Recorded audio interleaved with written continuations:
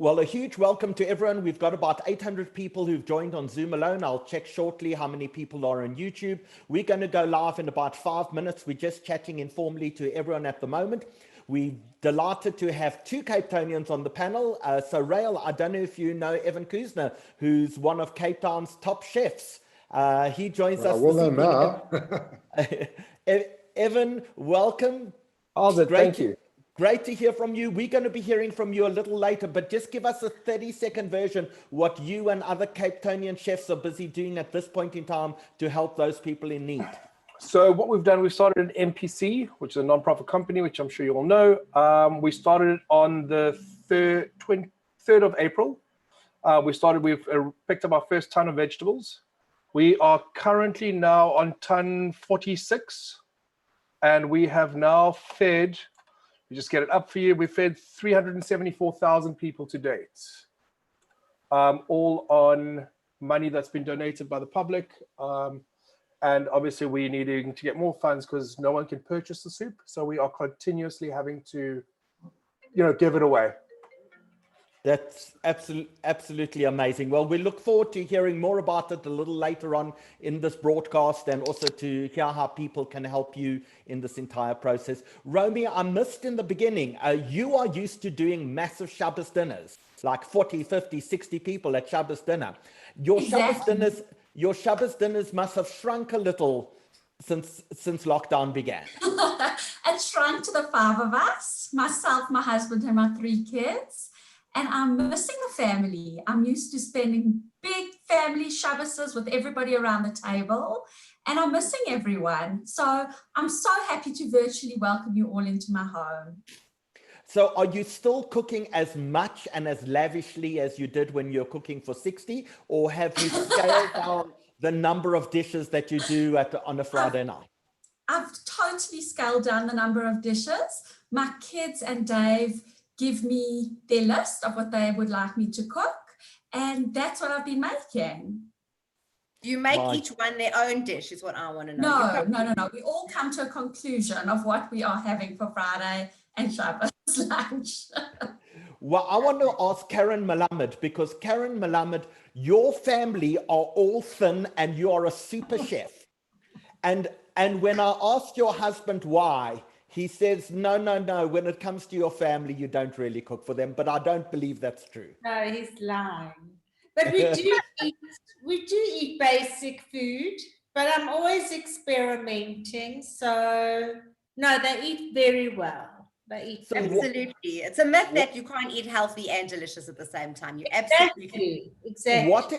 What is an average dinner in the Malamed home like? We have a lot of chicken breasts. I'm trying not to eat carbs at night, but my family do, so I make smashed potatoes. Or we have a lot of oven chips, easy stuff. Or what else do I make? Normal food, bolognese, lamb chops, steak. So let's ask Rael Copping to come in here. Rael, are you a believer in the keto diet, the Tim Noakes Banting diets, the no carbs at night diet? Is that part of the advice that you give your clients? Howie, I don't have a single belief. I think, everyone's different. And I think, it sounds glib, but I think it's becoming all the more true. Years ago when I graduated from varsity, it was pretty much a one size fits all solution. So I think times have changed. There's so many different options around. And when the whole low carb story started, I actually started it with Tim Noakes. We were actually partners in it. So I was very involved in that movement, and obviously I'm very familiar with it. But I'm saying in the same breath, it's not for everybody. So one has to be able to tailor things. And I think people are improvising, and it was a very useful exercise. But people are also finding more moderate models which still allow you to get the same good results. So I think it's a very exciting time for nutrition, in that there are so many more options open now than what there were. And I think one can always find a way, as you said, to be healthy and to still enjoy some interesting and delicious meals. That's absolutely fascinating and interesting. The time is 1 minute past 8. We're going to go live in 1 minute. Just to tell you, there are about 1,200 people watching us on Zoom alone, and I will check our figures now on how we're doing on YouTube as well. There are probably about another 250 people watching us on YouTube, so we're at about 1,500 people busy watching. So Heidi Feldman, no reason to be nervous. You're looking like a deer in the headlights as you turn off your camera there. Wait, was that Howard Feldman giving technical advice? Was that Howard? Yeah, that's how bad the situation is. I know this when Howard. No, I'm not going into the camera, but this is how bad the situation is. Has he not then you're scraping the bottom of the barrel. So Exactly. I'm not coming on without my. Howard and Heidi, I don't know if anyone else is busy watching YouTube in your home, but you need to get them to stop, please, because your camera is freezing. We need as much bandwidth for you as possible. I know Glen Hazel has no real bandwidth, but we ask all of you to in fact, just get off your family bandwidth. Yes. Let Heidi have as much bandwidth as possible. And with that, that's the time has. Sorry, I just want to say good evening to Susan, because I know you're trying to fix your light. So welcome. It's lovely to have you as well. Thank you. Fantastic. And Dina, the time has gone 2 minutes past 8. We are going to ask all our panelists to please turn off their microphones and their cameras now. And a huge welcome to the approximately 2,000 people who are currently busy watching us. It's fantastic to have you all this evening. A big welcome from the South African Jewish Report. Dan Stillerman, what number webinar is this? Is this number 33? All the 3 is 33. All the 3 is 33, and it's also day number 100 of lockdown. So we've been one in every 3 days. Which is absolutely incredible. Well, a huge welcome to our 33rd webinar. Dan, remember the days 33 webinars ago when we were going to do one webinar together? Yeah, back when I was just a child. How life has other plans for all of us who plan. A big welcome to everyone. Dan, I hope you had a good Shabbos. Was it a good, relaxing Shabbos? Yeah, I've got my copy of the Jewish Report here. I spent the afternoon reading it cover to cover. I chilled. I read a book. I took it very, very easy. Fantastic. Dina, how was your Shabbos? Also very relaxing. Went for a nice walk though. Got some steps in, as one needs to on a Saturday, especially because one just does eat often. So very relaxing, marvelous. I won't lie, the weather could be a bit warmer. I'm just happy we passed the solstice. I'm always more positive when we've done that. Good. Well, on behalf of the South African Jewish Report, a huge welcome this evening. We have an amazing panel ahead. We have gotten together some of the best chefs in South Africa, and they will be sharing not only some amazing techniques with you, but also they will be explaining how to do their recipes and providing you with the recipes for the goods that they're actually doing, which is something that Dan Stillerman will be sending out to everyone tomorrow. So just a huge thank you to our panelists, a big thank you to Dan Stillerman, who's given up most of his life to make sure that these Zoom webinars continue. And a massive thank you to Dina Diamond, whose picture has loomed very large on the advert for tonight's event. Just saying, it wasn't me. The picture's me, but I don't design the ads. It's a bit large, Dina, we have another amazing panel coming up tomorrow night. Won't you tell us about tomorrow night's panel, please? All right, so tomorrow night we have an absolutely incredible panel. We have called it Grande Designers, and it has got a host of literally celebrity designers. We've got Stephen Falk, we've got Stephen Rich, we've got Trevor Julius, and then we have the absolute wonderful likes of Glenda Lansky, Alistair McQuaid, Rodney Fittinghoff, David Jaffe, Nicholas Glixman, Cliffy Kay, covering everything from paint to lighting to interiors. So it is going to be a jam-packed show. We are going to delight and entertain you with literally these people who have got schedules that you can never get hold of them. So luckily for us, there has been a little bit of a slowdown in general life, and we will have them on our show tomorrow night. So please come, stay tuned, log on, and it should be a great show. So just in case people don't know the names, Trevor Julius is probably internationally one of the most famous designers in the world. Every major hotel in Dubai, in Mauritius, in New York is done by Trevor Julius. The head offices of things like Standard Bank in Rosebank is Trevor Julius. He is a huge international design celebrity, and Stephen Rich and Stephen Falk are renowned all over the world for their design work. Absolutely. Not only that, but they consult to clients in Monaco, in Israel, in London, New York, all over the world. So we are truly blessed to have him on our panel tomorrow evening.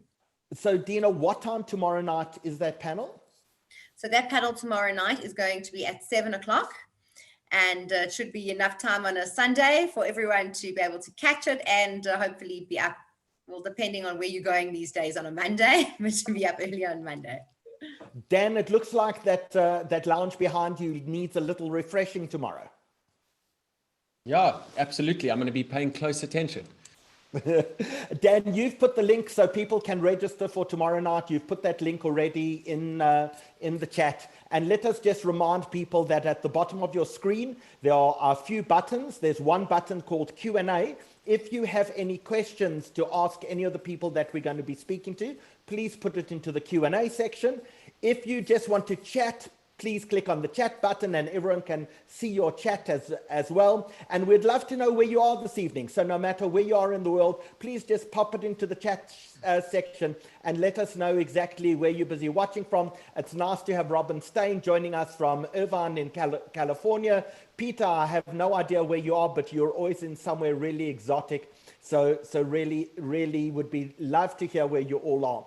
And Dina, tonight we were going to have Sharon Lurie on tonight's show as well. Absolutely. So, sorry, carry on. No, tell us why Sharon is not joining us this evening. All right, so Sharon Lurie, for those of you, I'm assuming you all probably know who she is because she is Sharon Lurie, the butcher's wife, has authored a book called The Butcher's Wife, is a massive foodie, a massive food blogger, and she has got COVID.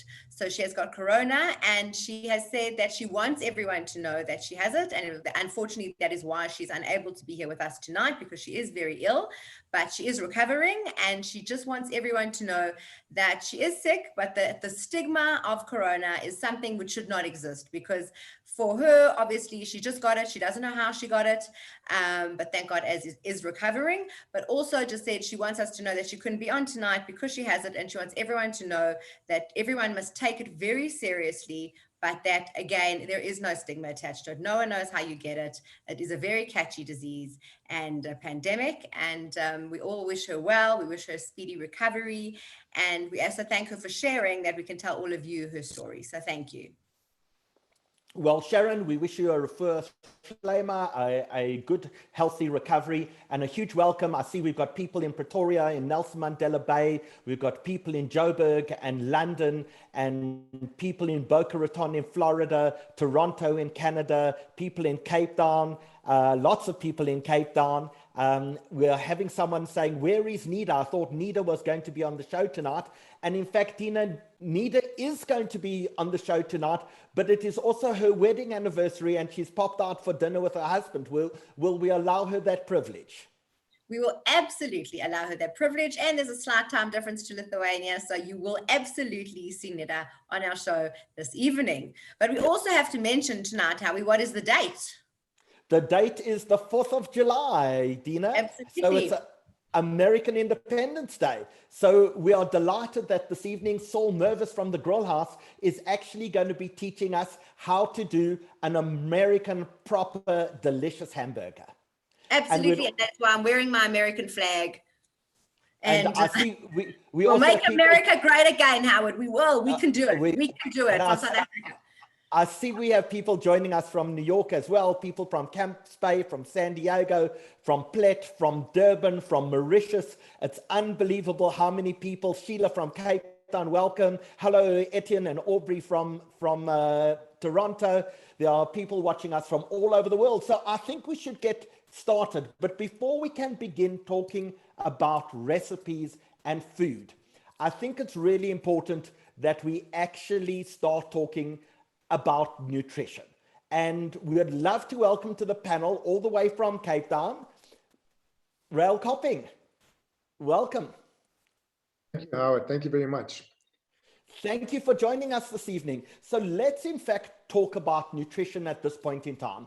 Obviously, many of us are still housebound, are still in the process of lockdown. That means we're not getting to gyms, we're not getting to our daily exercise. What advice can you give us? Well, I think COVID for many of us has been a real wake-up call as to how important it is to generally maintain a good state of health. I mean, those people who are at the highest risk are those who haven't been doing it up until this date. It's the comorbidities, the people who have already got diabetes or hypertension, etc., etc. So I think on the one hand, yes, we have to have a good time. And I think it's great that a lot of people have discovered cooking for the first time. I'm hearing from the supermarkets, the whole young generation, the takeaway generation, are suddenly coming around to learning for the first time how to work the oven. So on the one hand, it's a wonderful time of food exploration and people are learning a whole lot of new things. And on the other hand, we kind of want them to be healthy things, because COVID is quite a grim reminder that we better keep our eyes on the healthy side too. So what should we cut out completely from our diets? I don't like to say cut out. I'm more in tune with timing of meals, etc. Our bodies are very good generally at regulating things. So if we can set up a nice rhythm, a nice routine, which is in sync with how our bodies work, we should be able to manage most things. Now, I think the danger is, as various panelists have alluded to, having big, heavy, rich puddings after supper. That's a difficult thing. So I would say, watch that time. That's a danger time. Sweets and things which are treats are best probably had in the afternoon, when your body's still got a chance to metabolize it differently and burn it off. So I think there's a space and a time for everything, and that's obviously going to depend very much on an individual basis. What is your thought on intermittent fasting at this point? And can you explain what that is to people who are watching?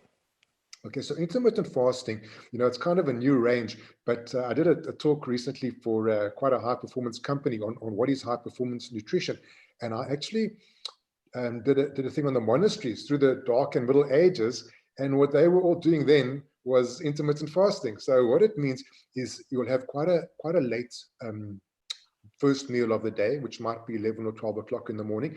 And then your food is taken in quite a short period. So it might be 6 hours or 8 hours, depending on what your discipline is that you're following. But the way the monks used to do it is very much what I'm saying. You wanted to be finished your meal before sunset. I think practically from their perspective, they didn't want to be still cleaning up by candlelight when it was pitch black.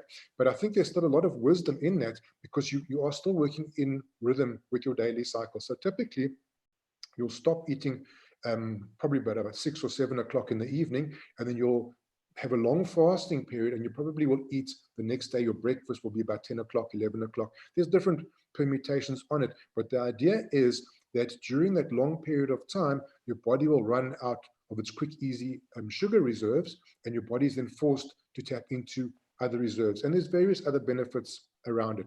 So you're asking me, is it a good thing? I think for certain people, it certainly has its place. A lot of people do it as a lark. It's quite an easy thing to follow. I don't think everybody needs to go to that extreme to get those results. So again, yes, it is a good thing for some people, but it's certainly not the be all and end all for everybody. Dina, I don't know if you have any questions for Rael. I want to ask him, because I'm home at the moment. Should I rather be having what used to be my big meal for dinner? Should I rather be having that at lunchtime now and a much smaller dinner in the evening? I think that's generally safe. The evening time is typically our danger time for most of us. So if you can just unload that and have, I mean, that's the Mediterranean way as well, and the Israeli way as well, to have the bulk of your food at lunchtime. So it's not, again, a hard and fast rule, but it is an easier thing to manage, and it's more aligned to how bodies normally work. So I would say yes, that's not a hard one. I would say yes, it is a better idea. You have 30, sorry, Dina. But they say, I also want to know, a lot of people are snacking, it's cold, it's winter. We are going to look at a whole bunch of amazing recipes coming up. But what do you see as a couple of healthy snacks that you can suggest to our listeners to be having if you're home, if you're cold and want to just get something to eat? Well, I think you just hit it on the head. If you're cold, the best thing is soup. And soups, because they're so diluted with water, it's very difficult to get a soup wrong. So most soups are going to easily fall into most diet philosophies. You'll be hard pressed to get out of it. And I think, typically things which are naturally light, like tomato-based soups or pumpkin-based soups or chicken soups, the stock soups, also very, very nice and filling and easy. So you've hit a few nails on the head in what you're saying. You want to stay warm. You know, we always think about this as willpower time, etc. But our bodies are geared in the winter towards going into a sort of a hibernation, to lazing around, to sleeping a bit, to gaining body fat. If we can keep warm and keep active, then we're working with our bodies to try and prevent that. If we're going to lie under the duvet and eat chocolate cakes, then obviously our body is going to do what it was programmed to and pick up a lot of fat, you know. So there's my short answer. Super. You've got 30 seconds to give 3 pieces of advice to people about good nutrition during these times. Your 30 seconds begin now. Establish a good routine, because the lack of routine is what catches people. People in this time, I'm going to give one thing of advice. People in this time are going for these hardcore, difficult plans, thinking I'm going to completely revolutionize the world in this next lockdown period because I've got nothing else to do. The lockdown has its own challenges, and I'm saying you've got to take a plan which is reasonable and moderate enough for you to sustain over this period. Because what I'm seeing a lot of is people going for these hardcore plans and then crashing out and then disappointed, etc. So that's my one piece of advice. It must be flexible enough for the chaos of this time and sustainable enough that you can stay on it. Because if you can't stay on it, you won't get a result. Rael, you've got a giveaway to help people this evening, a giveaway. Tell us about that. Yeah, well, in this time, you know, I've started some online groups because obviously, for obvious reasons, people are not coming out and they're self-protecting. So I'm running online groups, which is a sort of a shaped conversation. It is a weight loss focused group, but I'm calling it personal mastery because it extends, like our conversation is going, it extends it to how do I make this work for me? Not how do I fit into the diet, but how do I adapt my eating and lifestyle for myself. So it runs 3 slots a day. There's an 8 o'clock slot, 11:30 slot, or 6 in the evening, depending on what works for people. And I'm giving away 5 slots to your viewers tonight. So I think we said, I'm not sure if you've changed the rules, you're welcome to. I think we said it was a first come, first serve basis. So people are welcome to contact me. I think you have my details and we can work it out from there. Okay, so in fact, Rael, what we're going to do is we're going to, anyone who donates tonight to either of the 2 charities that we're going to do, we are going to give away randomly to 5 of the people who donate to either of the 2 charities. We are just going to give away 5 of these courses. The value of these courses are? It's about $8.80 a month. So I'm donating the first month to these people. Amazing. Rael, thank you so much for joining us this evening. Really, really appreciate all your good advice. And now we're going to ignore all of your good advice and go for the food. But thank you so much for joining us this evening. Thank you. Dina, And now I think we need to get this party started with the actual consumption. I feel like we've gotten rid of the guilt. Now let's indulge. Good, exactly. It's like we've been to the doctor, we've got the advice, and now we're off. So I think the first person who's going to be cooking off this evening and kicking off this evening is going to be Susan Gregg. So we are absolutely delighted to have Susan on our show tonight. Susan, I can see your block, but I can't see you. I don't know if your camera's on. It is on. Must I unclick the start video? Yes. Start video, please. Okay. Oh, and there you are. Lovely. Here I am. Okay. So thank you for coming to us all the way tonight from Hyde Park. Yeah, that is correct. So Susan, tell us, you have been in the culinary industry, in the food industry for a very, very long time. Give us some history about yourself and how you got into it and what you're currently doing. Well, I actually only got into the culinary industry in my 40s because I had a midlife crisis when I turned 40 and I did a chef's course. And since then, I have been teaching. I've got a cooking school in Hyde Park in my garden. And obviously in these times, I've been doing Zoom lessons. So I've done about 8 Zoom lessons so far since the lockdown. And I must say I'm enjoying it because it's quite nice doing it every week because I normally used to cook only once a month. So I must say I've been having a lot of fun and I've been doing lots of tablescapes, and getting creative is a nice antidote to the chaos that we're living through. Great. And you've got a beautiful venue that you have, and also once a year you open it up to the public, I believe, and the mounds of people arrive. we normally have between 5,000 and 8,000 people, because my husband's a major gardener and he is obsessed with his garden. So that garden, it becomes like well, it's like a park. So everyone comes to sit in the park and eat my food, because I do a big charity lunch as well. At Beechwood, amazing. Yeah. All right, so tell us, what are you cooking for us this evening? Tonight, I'm cooking a soup, because as per our wonderful rail, soups are easy and filling and warming and easy. So tonight we're cooking a curried carrot soup with a beautiful nut and coriander topping, the salsa on top. So I don't know how the video works. All right, so yes, absolutely. I think maybe Rael gave you a tip before we got started, but I know that I eat soup every day, especially in winter. I love it, and definitely butternut soup, which I know you've pre-recorded for us. So Dan is going to bring up your video, and then we'll chat as Okay, soon as you take us through. All righty, so let's roll. Good evening, everybody. Tonight I'm joining you for the Comfort Food Zoom, which is being just zoomed all over the world, and I'm going to quickly show you how to make a comforting, delicious, quick meal, a soup. It's going to be a curried carrot soup with a cashew and coriander chutney on top. So I'm going to start with the coriander and cashew chutney. And what I like about soups is that they actually take half an hour to make. So if you are working all day and you come home, you have the opportunity to make a nice delicious meal with some delicious bread or some toast or some crackers in less than half an hour. So here are my cashews, which I've already toasted, and into that I'm going to put my chopped coriander. You don't actually have to chop it up, because in fact with coriander, the stems of the coriander are as flavorful as the leaves. So one uses both of those. I'm going to put a little bit of coriander powder, add a little bit of chili. I've got this already minced green chili, and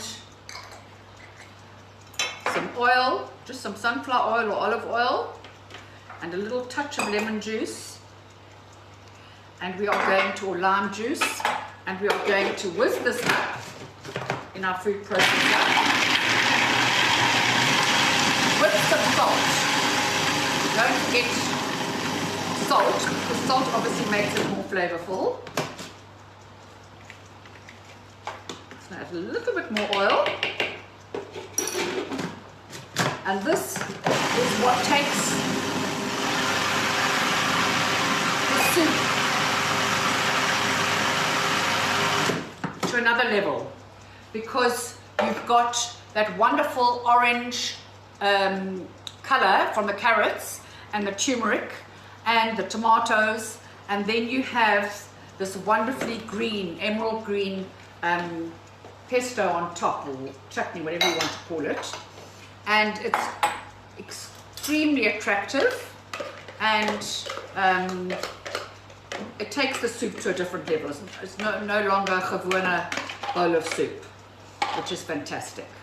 So this is our coriander and cashew chutney, which I will use to serve the soup with.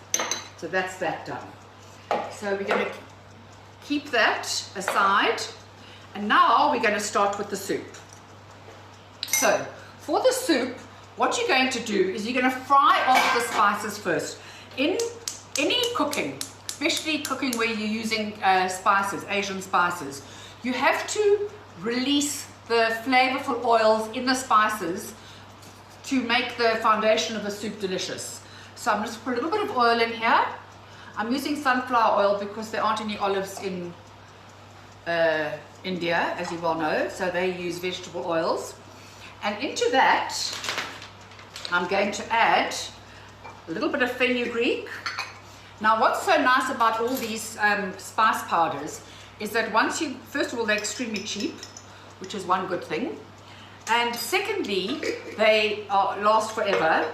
And thirdly, they don't lose their flavor once you've kept them in your bottles, okay? And some coriander powder. A little bit of coriander powder. So as long as you keep them safe in your bottles, in sealed bottles, they're perfect, okay? And what we've done is I've also got some cardamom pods here. You can buy cardamom powder, but cardamon's got such a wonderfully fragrant aroma and flavor. So what we've done is we've bashed the cardamom pods, and I'm just going to add a little pinch or two from these 8 cardamom pods that you have bashed and taken the little black seeds out of. And the minute they start sizzling, you know that they are releasing all their wonderful flavors. And this spice blend forms the foundation of the soup, okay? So once this is now all sizzling and fragrant, I'm going to add my onion and my carrot. So in goes my onion, finely chopped. Now what also makes the soup go quickly in terms of cooking is if you cut everything small, because obviously the smaller it is, the quicker it cooks.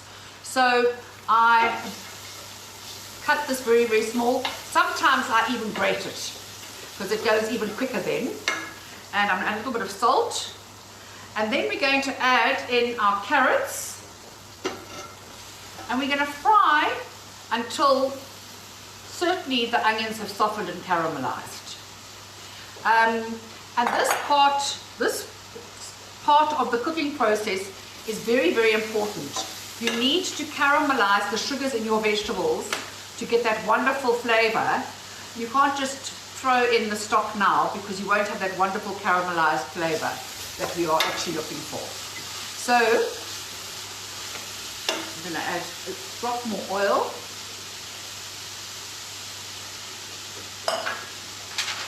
And caramelize this quick.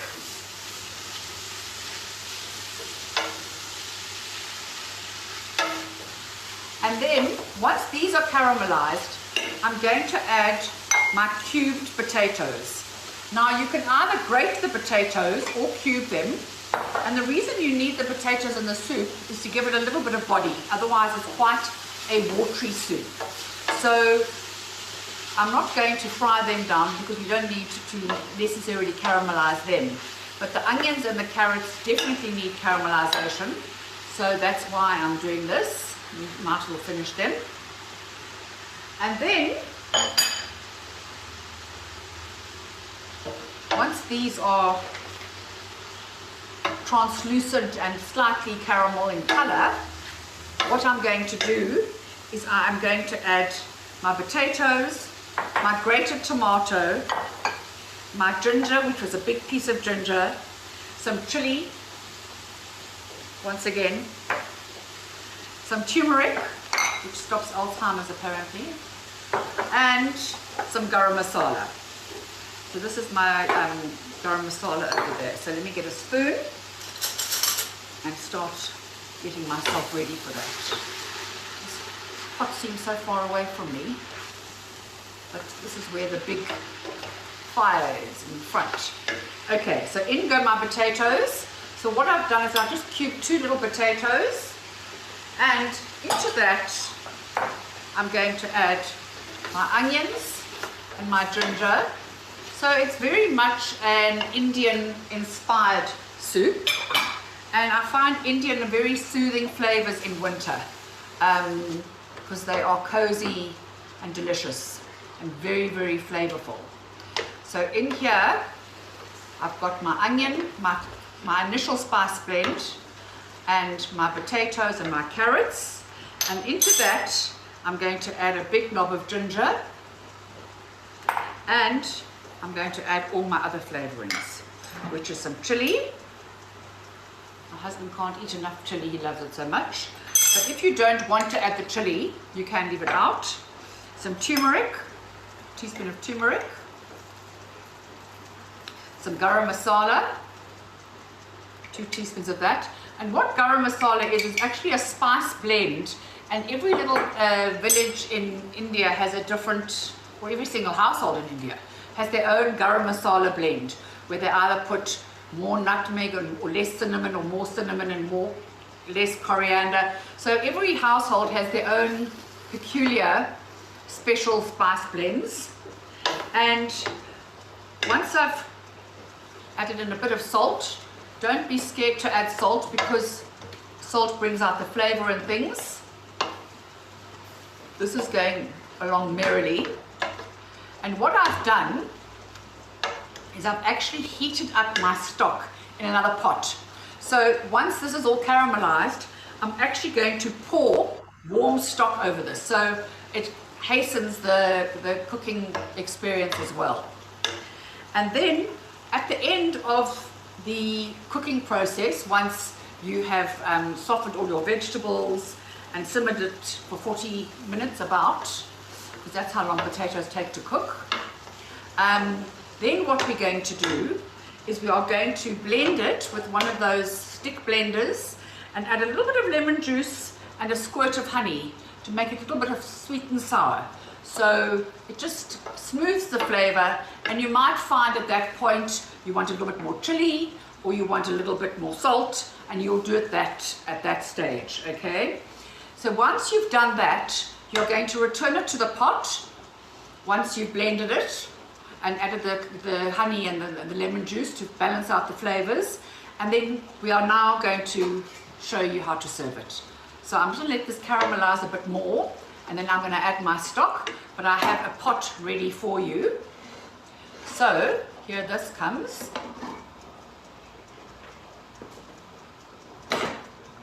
Okay, so here is our blended, oopsie,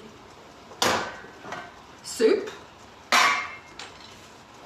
and it's the most beautiful color, a pale pumpkin-y color, pale orange, because obviously it's got the dark garam masala and the coriander spices in it. And into that I'm going to put a can of coconut milk. Some people like to use the reduced fat coconut milk, which is also a possibility, and obviously the coconut and the spices and the ginger make it such a wonderfully exotic soup. You can also, if you want to, use cashew cream, but I don't find that it's that readily available in South Africa, so I just use my my coconut milk, which I absolutely love. So then what we're going to do, we are now going to serve the soup in a bowl. I just want to show you how beautiful it looks. So here is my pureed soup.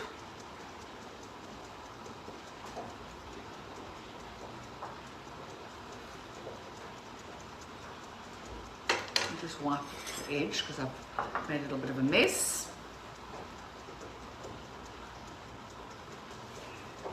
Okay.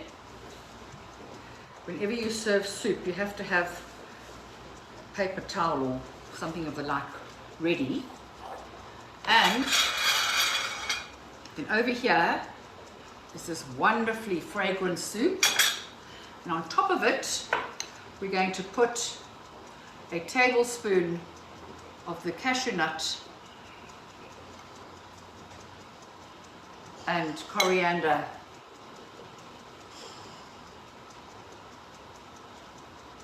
chutney, a few spring onions, and there you have soup that is so flavorful and so filling and so warming for winter. And I hope you enjoy it. If there are any questions, you can ask me about anything you like in a minute. Susan, Wow. thank you so much. Dina, I don't know if you saw that Hillel Hurwitz has a question for Susan. He says, what pots do you use? And he also wants some recommendation on whether you should use gas or an electric stove. Okay, well, first of all, I'll talk about the gas, is that a gas hob gives you immediate heat and immediate lack of heat because it's on and off immediately. So it's much better to have a gas hob than an electric hob. So that's the first thing. And I've just recently discovered this fantastic range of pots that I actually bought in England. And I'm trying to get them brought to South Africa because they are from a company called ProCook. And they are obviously lined with they've got a whole different variety of ranges, but they specialize in pots, and they're not terribly expensive, but they are very, very good and nice and heavy. The heavier your pot, the better, because then it won't burn. The food won't burn at the base of the pot if it's got a nice thick base. Amazing. Sorry, and people are asking if we're going to get the recipes. Yes, please note we are going to send them all out tomorrow. So thank you, everyone. And I just want to ask you a quick question. You say that, I didn't know this, Howard. I don't know if you have picked this up, but I didn't know that there were no olive oil in India. No, not at all. They're only olives grown in the Mediterranean. So they don't use it at all in India. That's very interesting. Howard, did you know that? Because Howard's a veteran of Indian travel. I am, and I've never had olive oil in India. I think that's 100% correct. I didn't know that. Absolutely. I've never dunked in any of my poppadoms into olive oil, that's for sure. No. You'll only pop them into sunflower oil or any vegetable oil. Fascinating. All right, Susan, thank you so much. That was absolutely delicious. I think everyone, I mean, the comments are flying in, and I think you're going to have a lot of people making your soup tomorrow over the weekend. Good. And for keeping us warm. Thank you so much for joining us. Thank you. And we hope happy cooking. Thank you, Dina. All right, thank you very much. Okay. All right, now Howard, we also have some sponsors this evening that I think we need to mention. Would you like to talk about Mantis Security? I would, because Mantis have in fact sponsored so many of our web broadcasts, and we just are enormously grateful to them. And Dan, have you got a video about Mantis that you'd like to show us?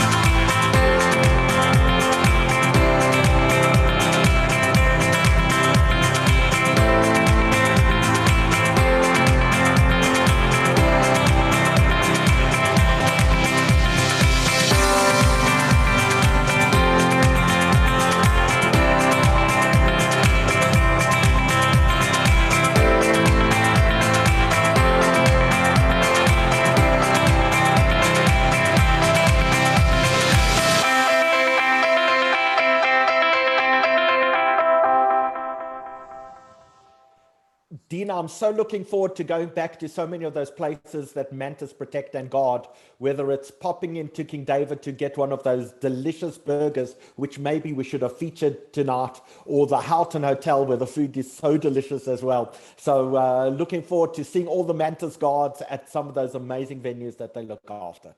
Absolutely. And thank you to Mantis for all your support continuously and over all of our webinars. So now moving onwards, because I know people are dying to see who our next guest is, and that will be Karen Melamed. So Karen is the author of A Pinch Of, and I know that I use your book all of the time because the spine has literally come off basically. And my children love cooking with your book. So there's the cover.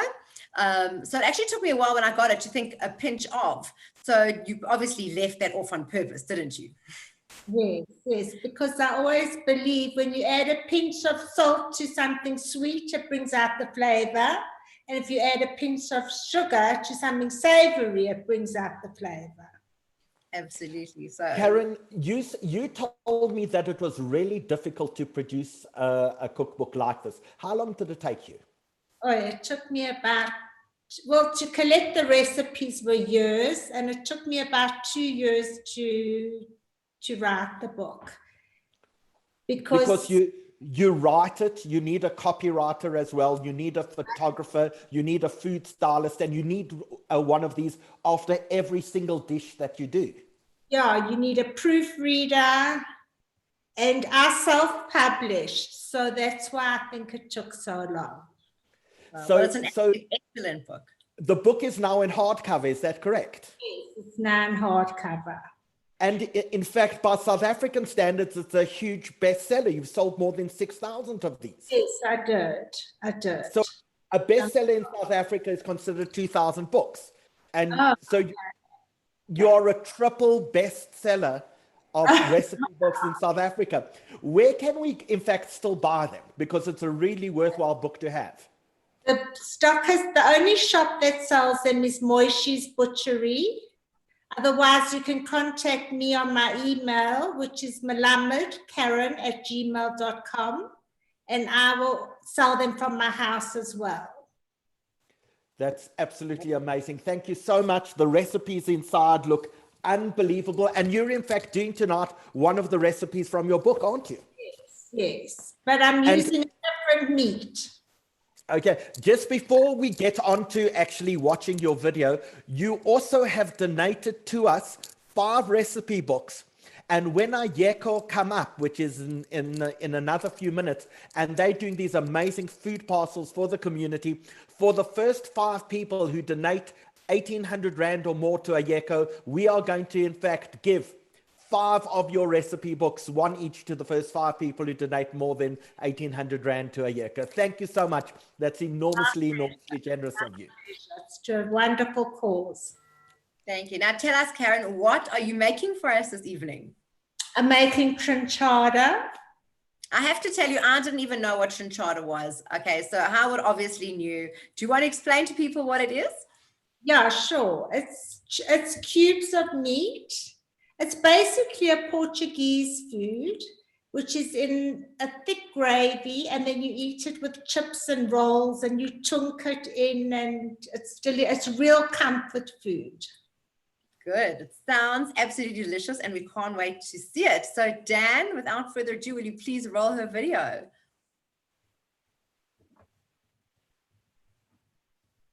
Hi, Shavua Tov. I'm Karen Malamud, and I've been asked to demonstrate a comfort meal for everybody to see. And my idea of a perfect comfort meal is trinchada.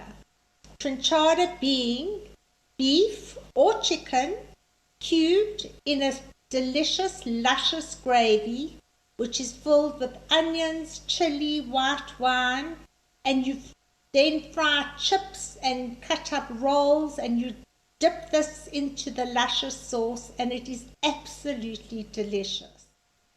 This recipe, I am using the flap of the Scotch fillet, which I have ordered from the butchery in goulash, asked them for goulash, and vacuum packed. It does not have to be vacuum packed because it's the flap, it's tender immediately, it's good to go. Otherwise, you can use side bolo, sinew removed. Very important, sinew removed. Cut into goulash, also does not need to be aged. If you use ordinary goulash, then it doesn't have to be aged, but you do have to cook the meat for about 2 hours in the sauce. So that's why I've chosen Scotch, which is probably the best option, but it is quite expensive.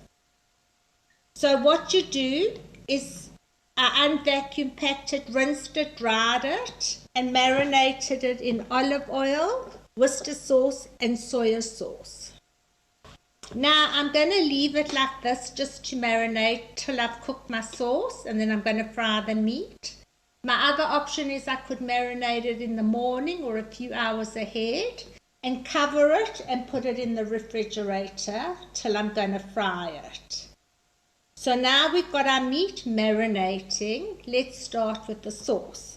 So here I've got 2 onions halved and cut into semicircles. which I'm going to add to the oil, which is olive oil, and it's a 1/4 cup.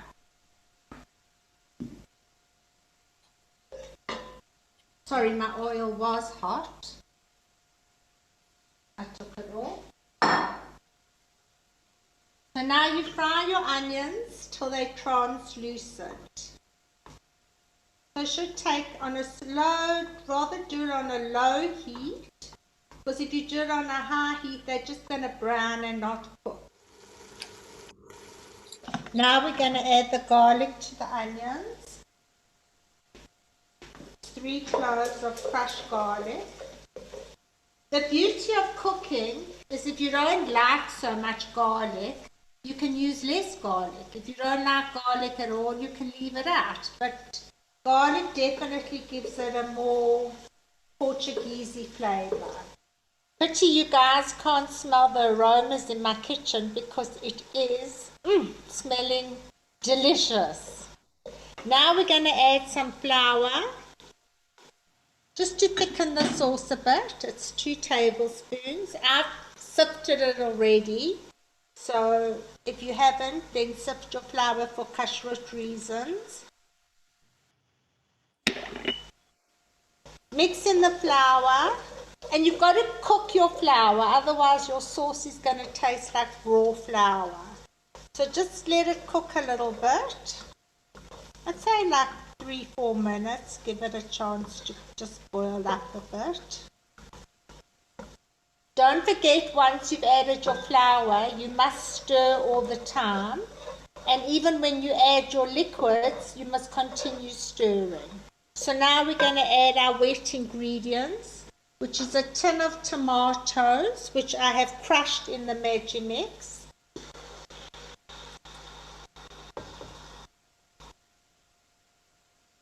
2 cups of white dry wine.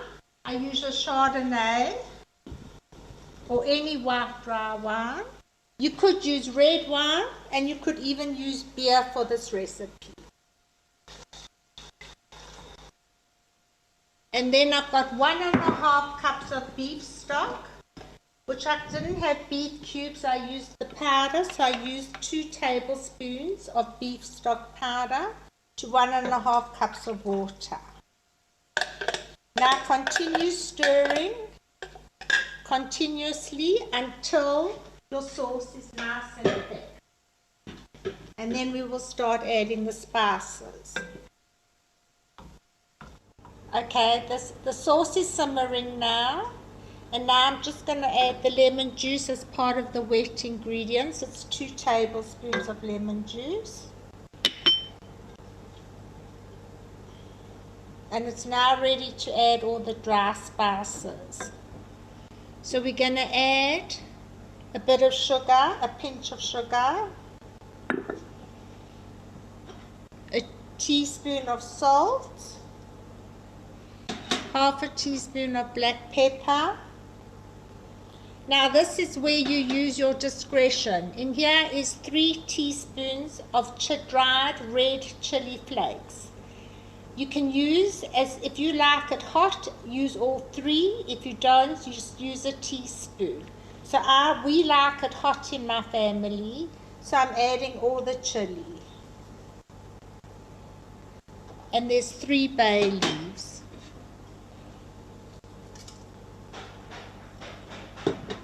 Okay, so now let it just boil up.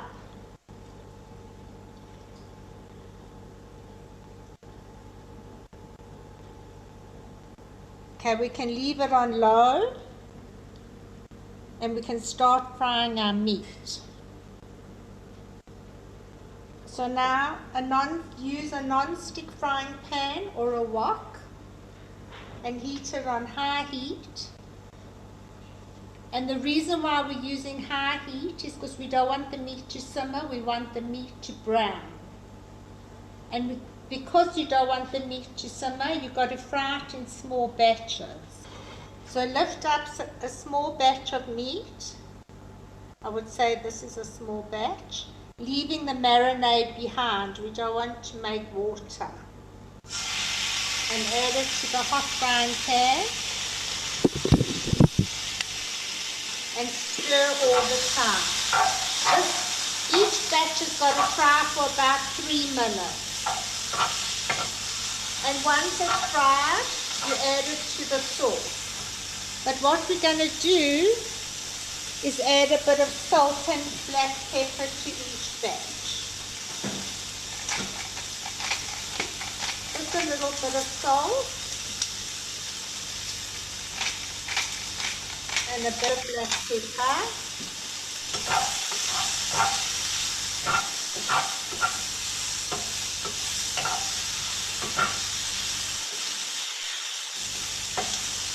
Keep stirring and try to turn the meat over with your spoon.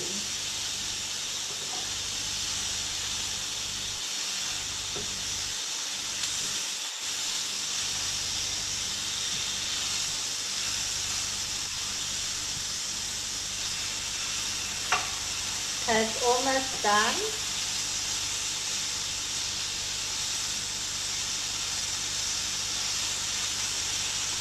So now we're going to add the meat to the sauce.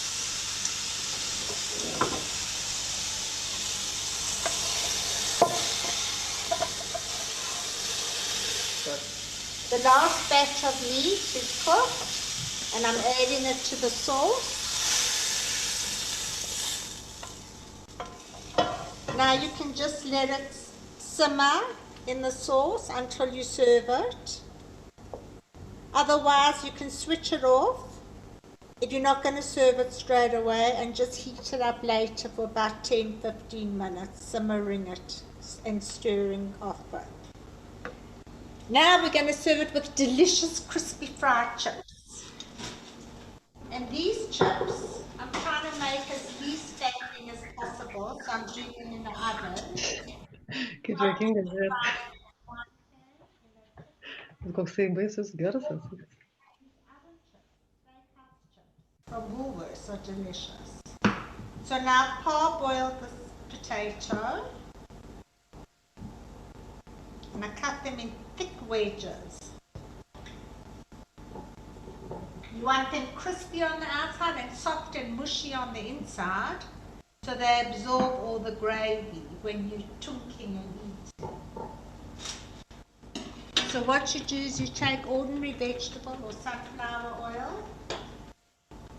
You're going to be using a lot more potatoes. I'm just demonstrating on one.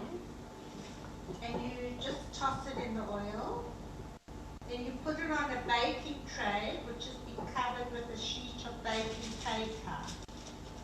And you put it in the oven at 180 for about 45 minutes or until they're brown and crispy to your liking. Magically, our chips are all ready. Now I'm going to move on to the serving platter. So this is done just before serving. I've got quite a lot of extra sauce because this recipe is for 3 kilos of meat and I only use 1.5 kilos of meat. So if you want half the sauce, but the sauce is so delicious. Salt your chips as they come out of the oven. And let's pile them in the center.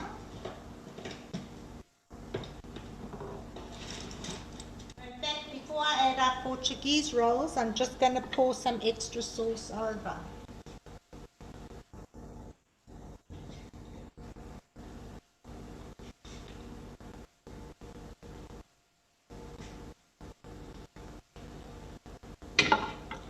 Now I'm going to break up the Portuguese rolls and stick them in the sauce. When you finish breaking up your rolls, just take a little bit of flat leaf parsley that you've chopped and sprinkle it over just for a little bit of greenery. So I'm going to start with the chop. Chunk it in the sauce.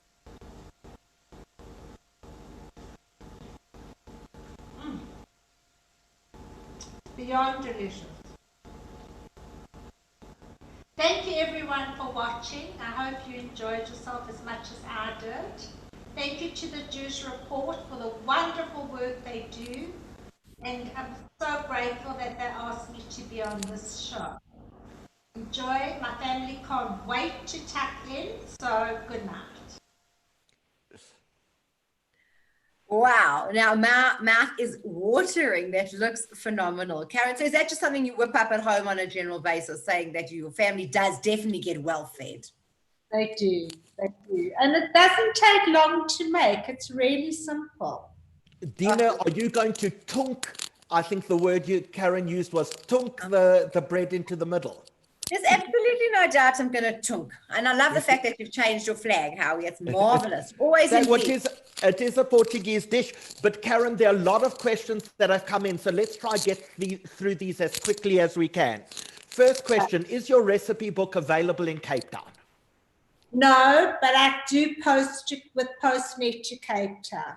Okay, so we've put your email address in the chat section. Anyone can email you. You'll send a book down to Cape Town via Postnet, no problem. With pleasure. Great. Sorry, carry on. Okay, next question is for people who don't want alcohol in their food. What would you use as a wine substitute? Just beat the stock. Just use beef stock. More beef stock.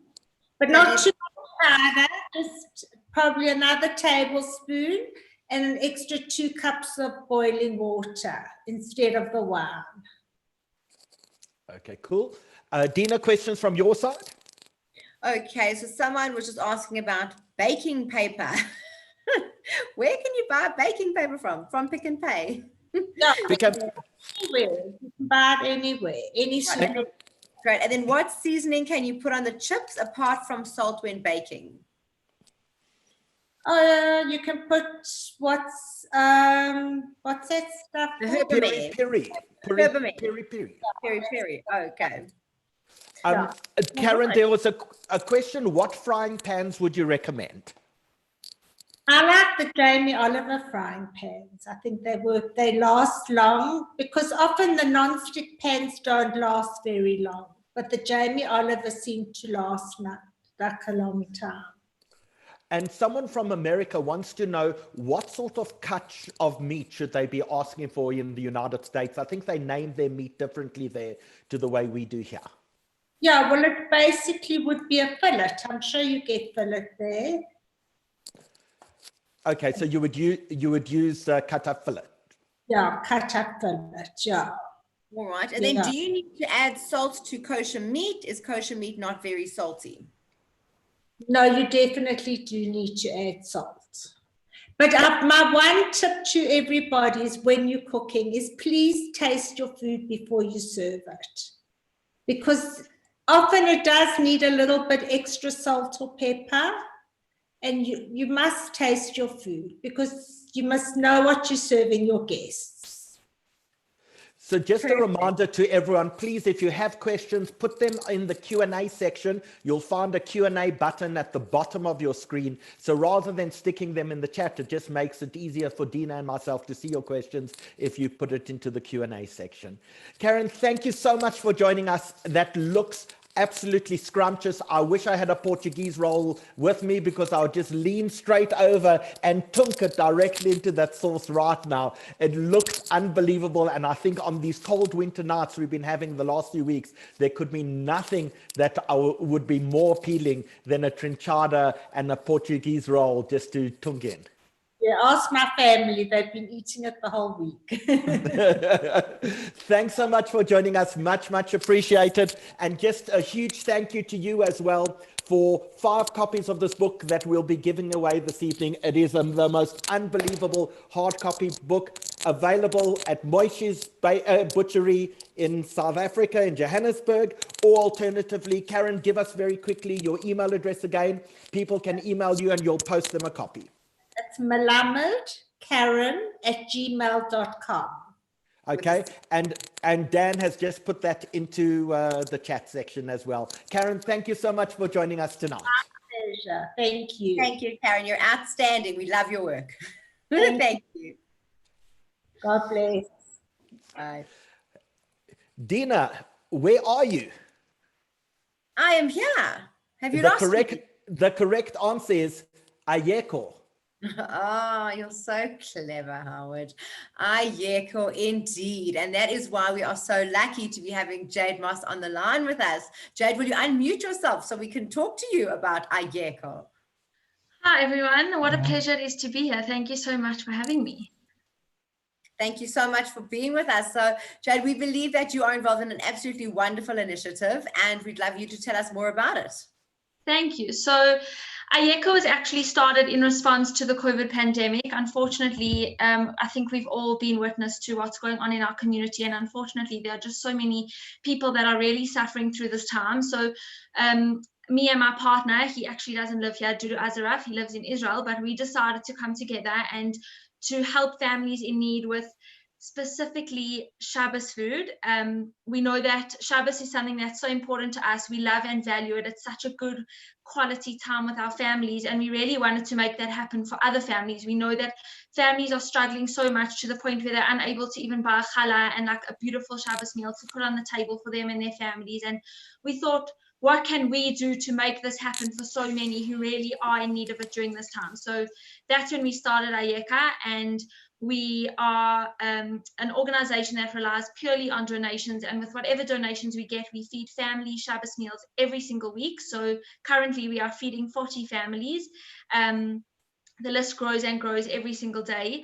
And a lot of people have asked, what's the difference between us and any other organization? And I think to say that there's other Jewish organizations that are so amazing and incredible within our community, but our aim and goal is really to give people the quality of Shabbos and to provide them with the food that really is going to bring the family together. And I think we've done our best. We've done what we can. We feed the families every single week. We love it. It's heartwarming, and yeah. Tell us about the name. Where does it come from? So as you said, IyyaKa is a Hebrew word. It means we are here, and it really is a response to the community. We are here. We hear you. We hear your needs. We hear that you are struggling, and we want to help you. So yeah, that's what we do. We reach out. So Jade, I believe we've got a video about your organization as well. Yes. Can you repeat the question? What did you say? Sorry. No, we have a video. We've got a question and a response. It's actually a rhetorical question because we have a video of IyyaKa, and we're going to show it right now. Amazing. Just to show what you guys do.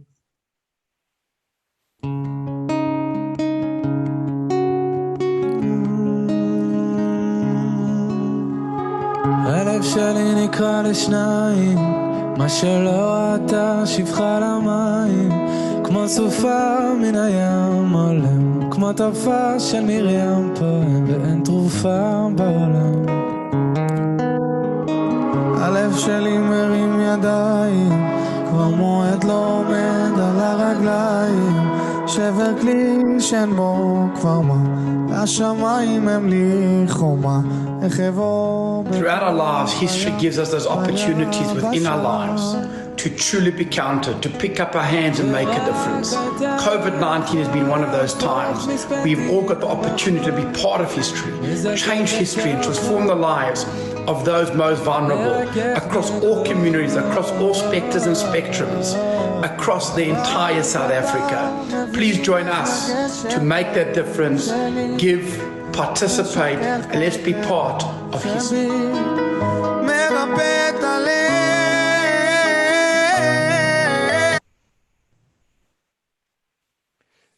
Jade, I loved your video, and in particular, I loved the music that went with us. Tell us about that music.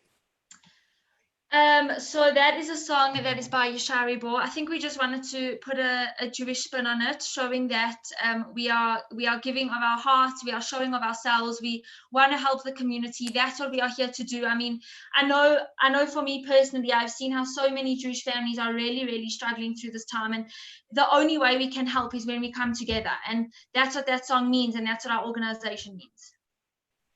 So Jade, let's talk about, we're going to ask people if they are able to help twice during tonight. We're going to ask them to help your organization, and there's also an organization in Cape Town that are feeding the homeless and those people who have nothing. And we want to encourage people to give.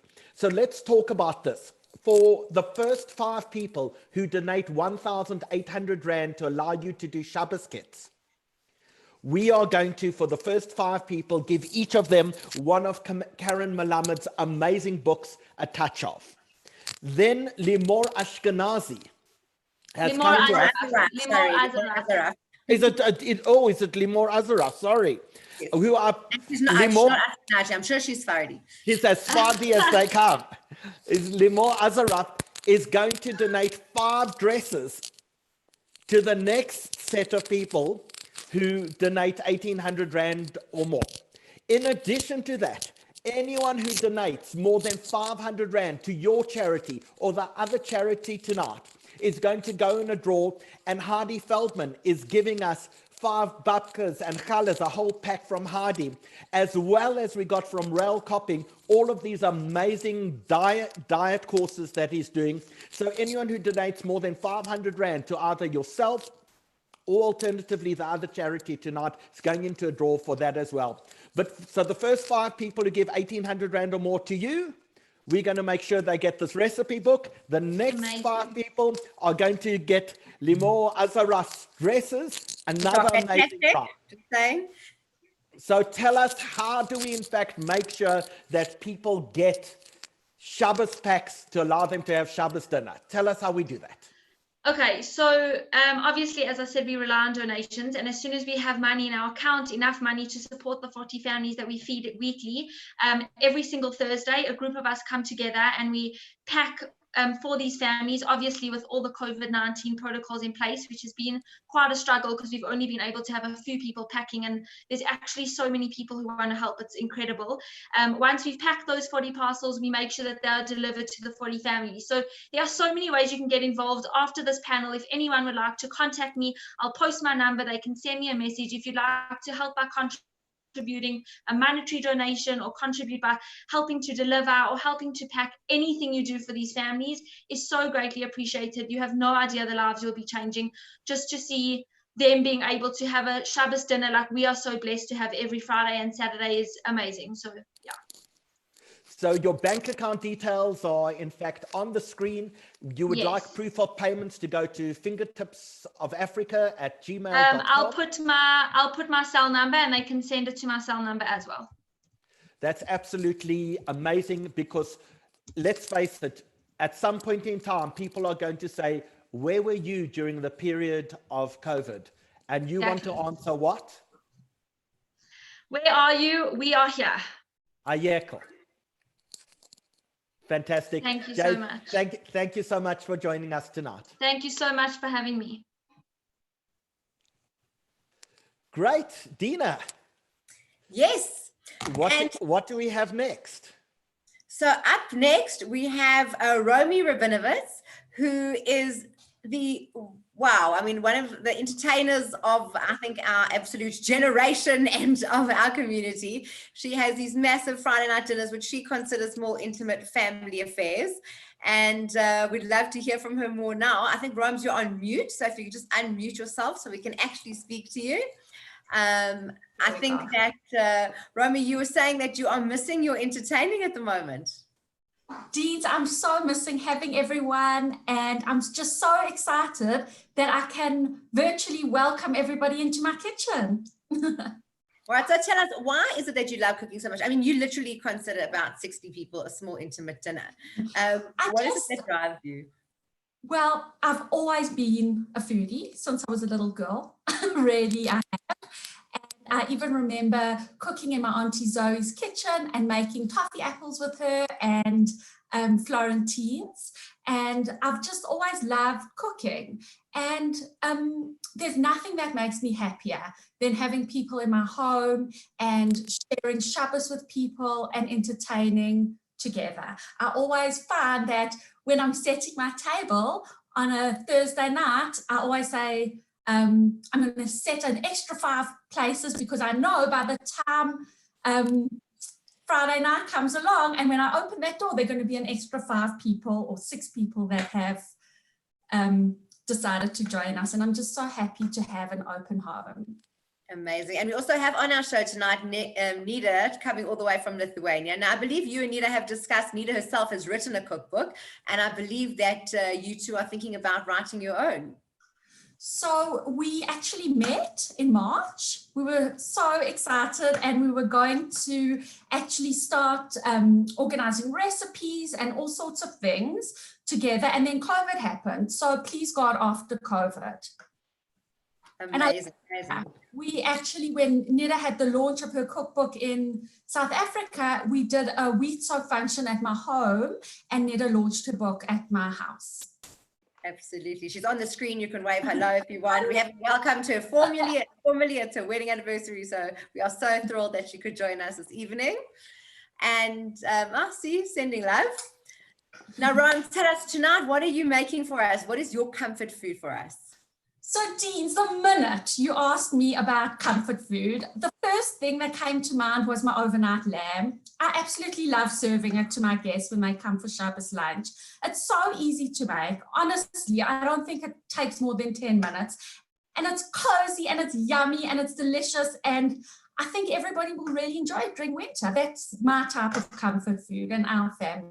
Oh, amazing. All right. So without further ado, Dan, I'm going to ask him to roll the video for you, and then we will discuss all the little tips and tricks straight afterwards. Great.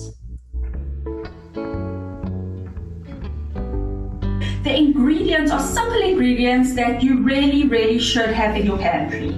So first of all, you ask your butcher to give you a deboned shoulder of lamb, which is over here, and you ask him to send you the bones. And you take your olive oil. I like this Italian one called Pietro Coricelli. You can get it at the Campay, you can get it at Thrups, you can get it at a variety of different shops. And I love the Nomu products. This is the Nomu roast rub, but they do a variety of different rubs that I find are excellent for cholents and overnight dishes to give the meat flavor before you put them in. So what you do is you take the Nomu rub and you sprinkle it over your bones, and you sprinkle it over your shoulder of lamb. You take your olive oil,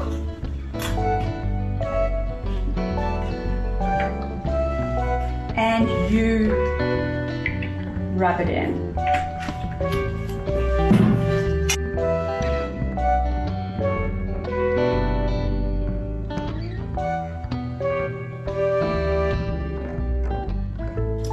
The next thing you do is you take your roasting pan, or I have got here my absolute wonderful Le Creuset roasting pot. You absolutely don't need to have one. If you have one, great. Otherwise, any metal roasting pan is absolutely fine. You just need to cover it with a couple of layers of tinfoil. So here we go. Let's open up the pot. The first thing you do is you take about 2 or 3 onions, depending on how many you would like, and you put them at the bottom of your pot. The next thing you do is you take your bones and you throw the bones on top of the onions, like so. And then you take your beautiful deboned shoulder and you place it directly on top of those bones. How fabulous does that look? I've got a beautiful shoulder of lamb here. The next thing you do is you make your sauce. What you need for your sauce is 1 cup of tomato sauce, 1 cup of Worcester sauce, 1 cup of soy sauce, a teaspoon of crushed garlic, and a cup of water. As simple and as easy as that. Here we go. In goes your tomato sauce.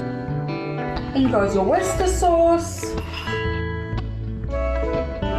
In goes your soy sauce. A cup of water. Your teaspoon of crushed garlic. And you give that a good mix so that everything is blended well together. You simply take your sauce and pour it over the shoulder of lamb, like so. You take fresh rosemary. I love using fresh herbs to flavor my sauces and my food, my chicken, meat, anything. As often as possible, I try and add herbs and lemon juice and salt and pepper. That is like my go-to. And I've put this all over. My husband is a big fan of garlic, so I'm going to add a few cloves inside and between the meat, like so. Then you can cover your roasting pan with foil, or in my case, put over the lid of my crusade pot and simply put that in the oven. And you wake up and your house smells unbelievable. It just smells like Shabbos, and it's just such a delicious alternative to cholent. And I really think that you'll absolutely enjoy it and love it. I do add 1 or 2 more cups of water because I think this pot is huge. And you put it in your oven at just over 100 or on 100, and you take it out for lunch the next morning. This does not take more than 10 minutes. I have been cooking a lamb last night that is now ready, and I just cannot wait to show it to all of you. Follow me.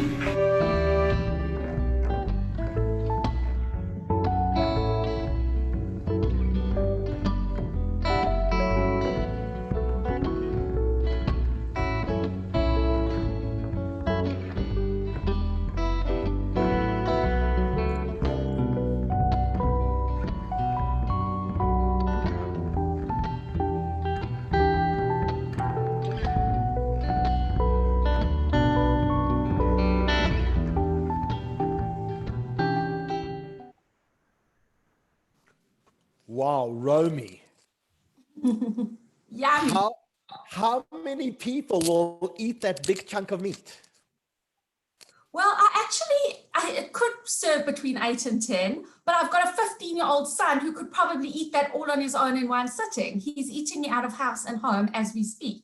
So, it can feed a couple of people.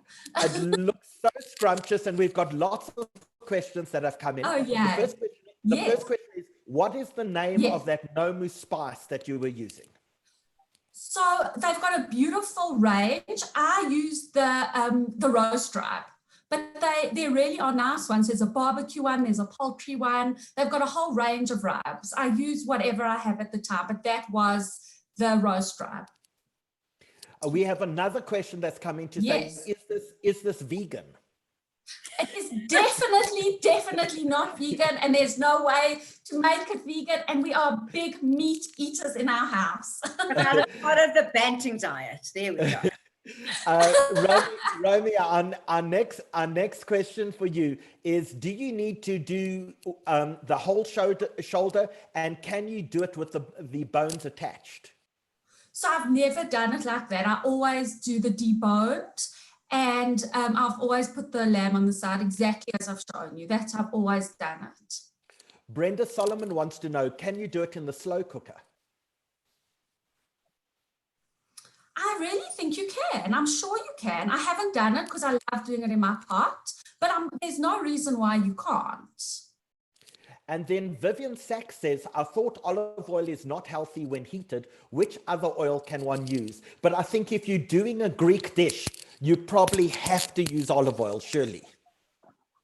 I've always used olive oil. I know that people use vegetable oil then, I suppose, or you could use avocado oil.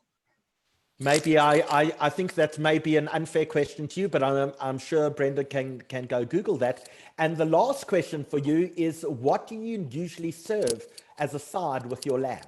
I actually specially brought what I serve. I love this this short grain brown rice. I've been using this a lot during lockdown. It's absolutely delicious and sticky, and it goes very nicely with the lamb.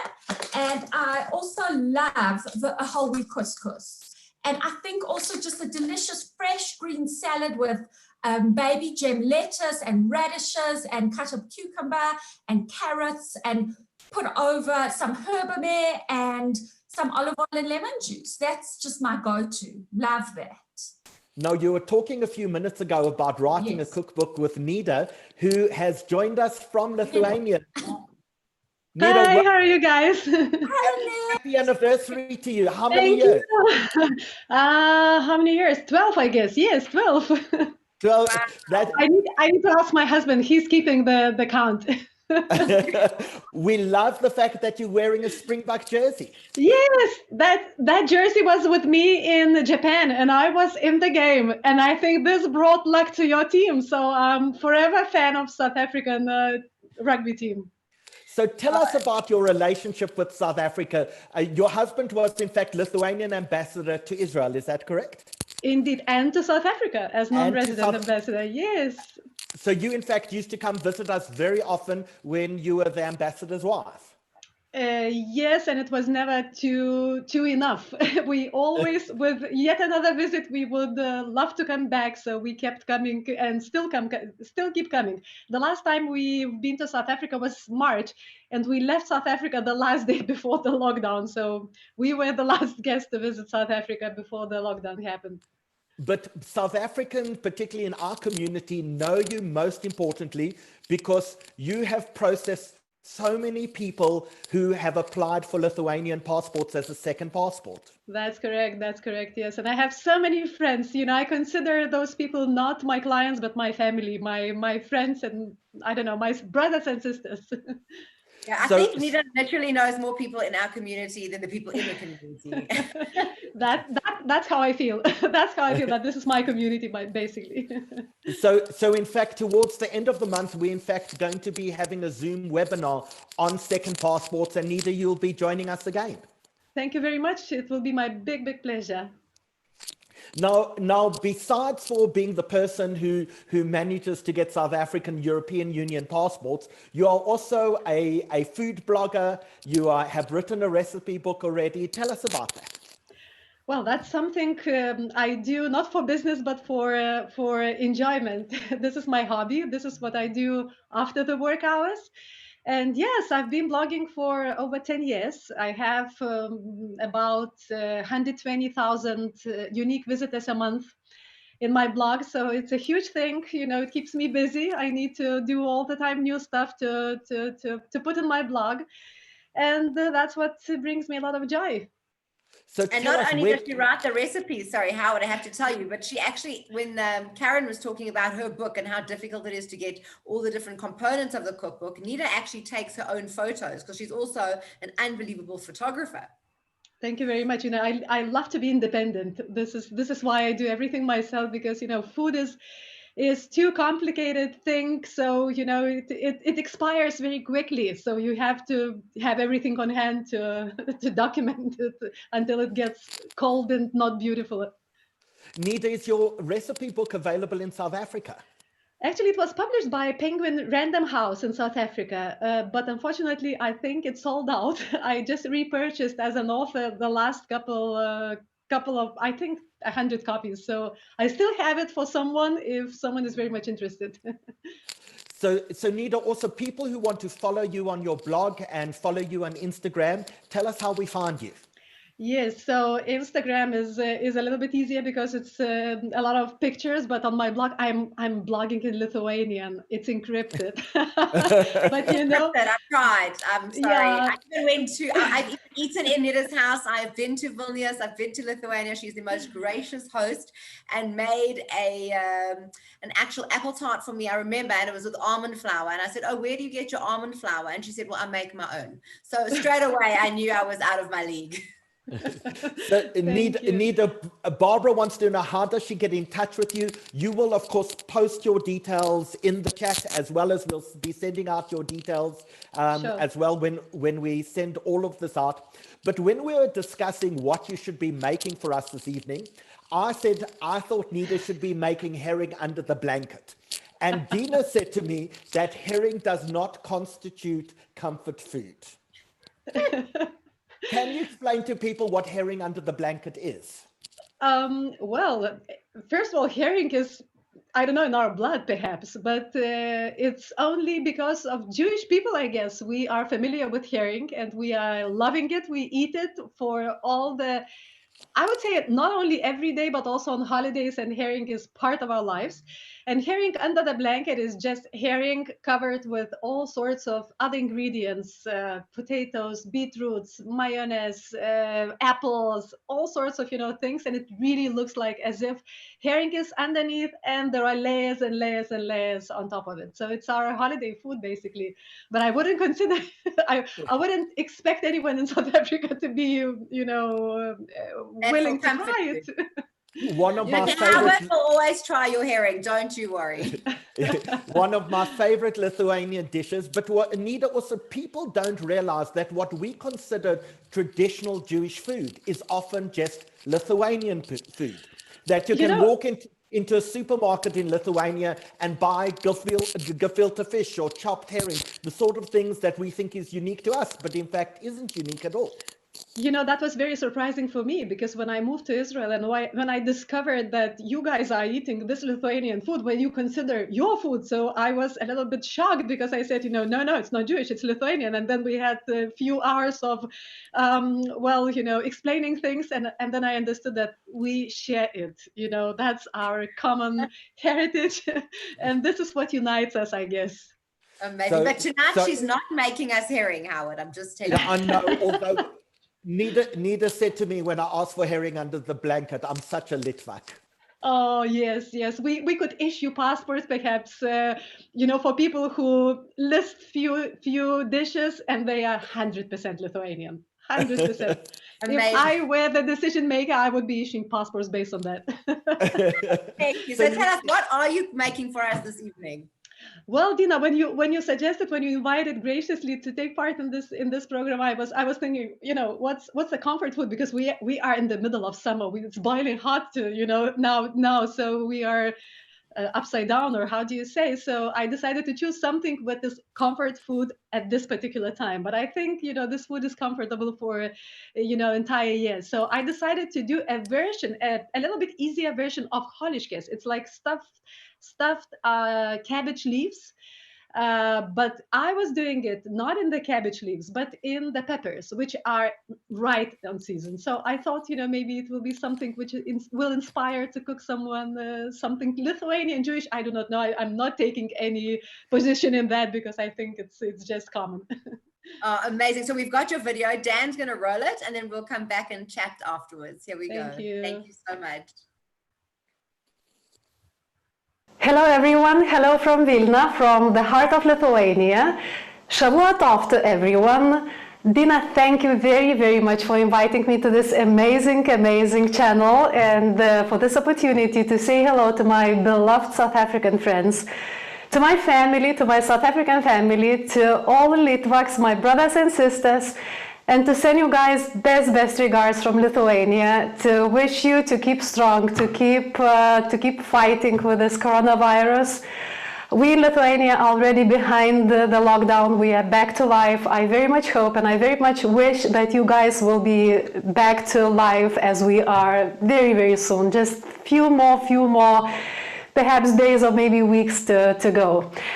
So what I will be cooking tonight with you, I will be cooking something very, very seasonal and very comforting.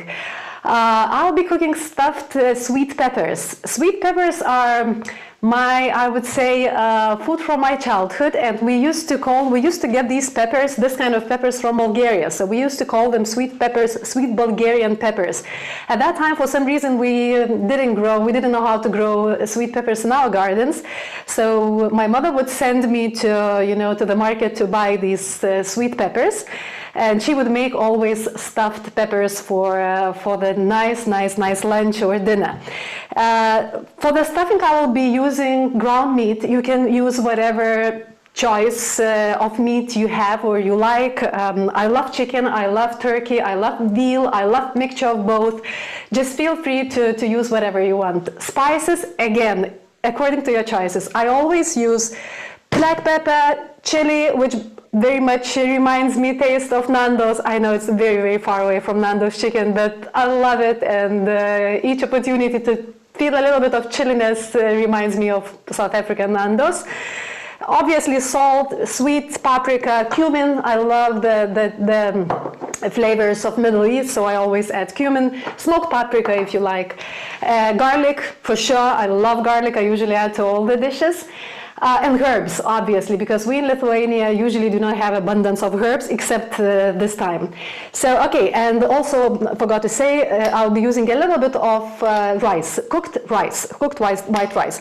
So let me start from mixing the stuffing for paprikas. I will be adding rice to my ground meat. I will be adding chopped herbs.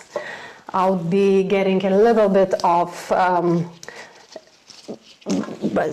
basil, also dill. Look at this freshness. I'll be also using a bit of thyme. And when it's summertime, I usually do not save on herbs because I think the more is the better.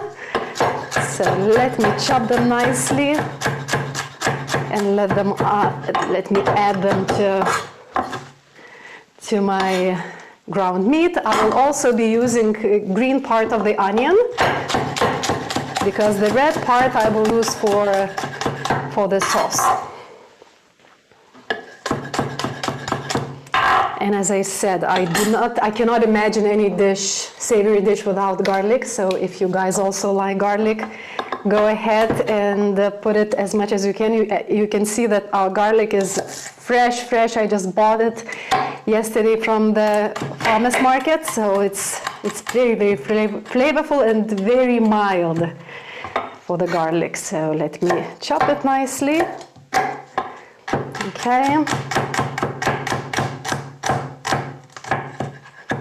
All right, it's done. Let me add some salt, some peppers, chilies for sure, cumin, sweet paprika, and smoked paprika for better flavor.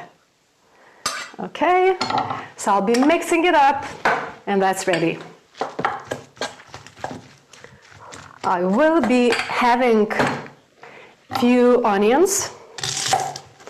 I will chop them nicely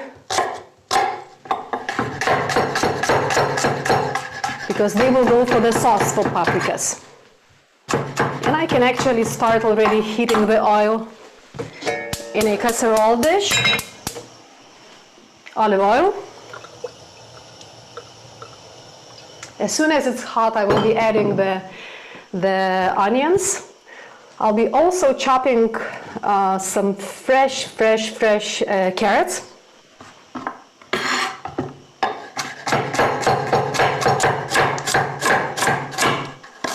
Okay. We'll be adding a stick of celery. And some garlic. Of course, garlic must go everywhere, especially in dishes like that. By the way, this dish should remind you, if you know this Yiddish name of a dish, holishkes, or stuffed cabbage leaves. So this is exactly how we make cabbage leaves, stuffed cabbage leaves, which we call in Lithuania balandėliai. It's the same, except that it's a lot of more work with the cabbage leaves, and it's much easier to do it with paprika. So maybe our mothers would be cutting doing the shortcuts to save some time in summertime. I'm not sure.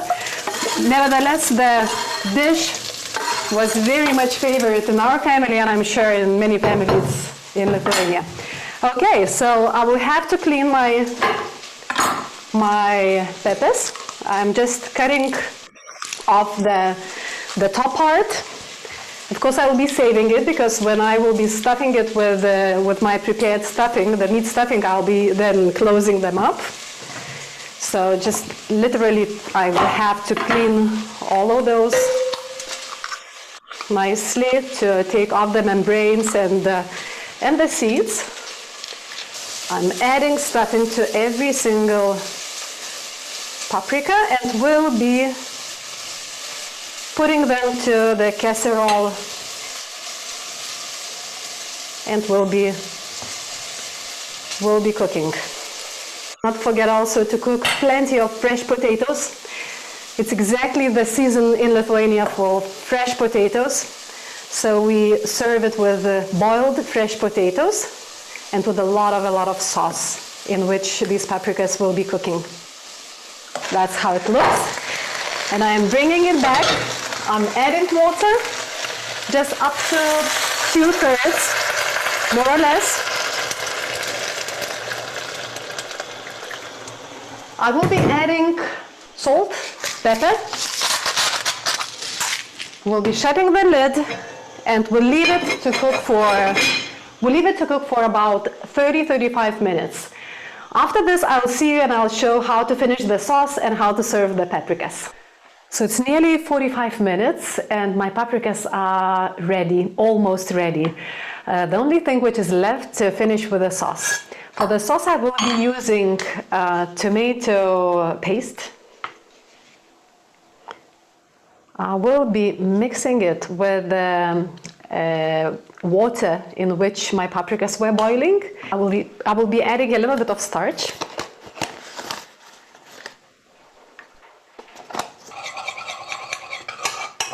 And we'll pour this back to the casserole.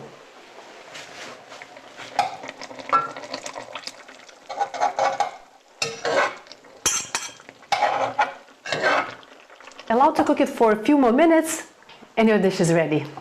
Paprikas are ready, they are nearly falling apart and I'm ready to serve them. So I'll try to very carefully take out one nice paprika. We'll add some sauce. We'll put few potatoes. If you are Lithuanian, you most probably will be using sour cream. But for those who keep kosher, I think tahini dressing would be the same good as sour cream. You know, sour cream is very popular in Lithuania. My brother even puts sour cream to his chicken soup. And I will chop more dill on top. And it's ready.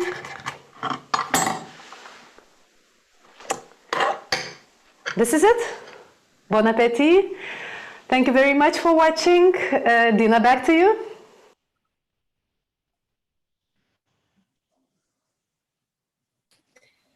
Thank you, Nita. You are, I mean, anyone who can do that with a knife, you know, is a serious chef. It's unbelievable.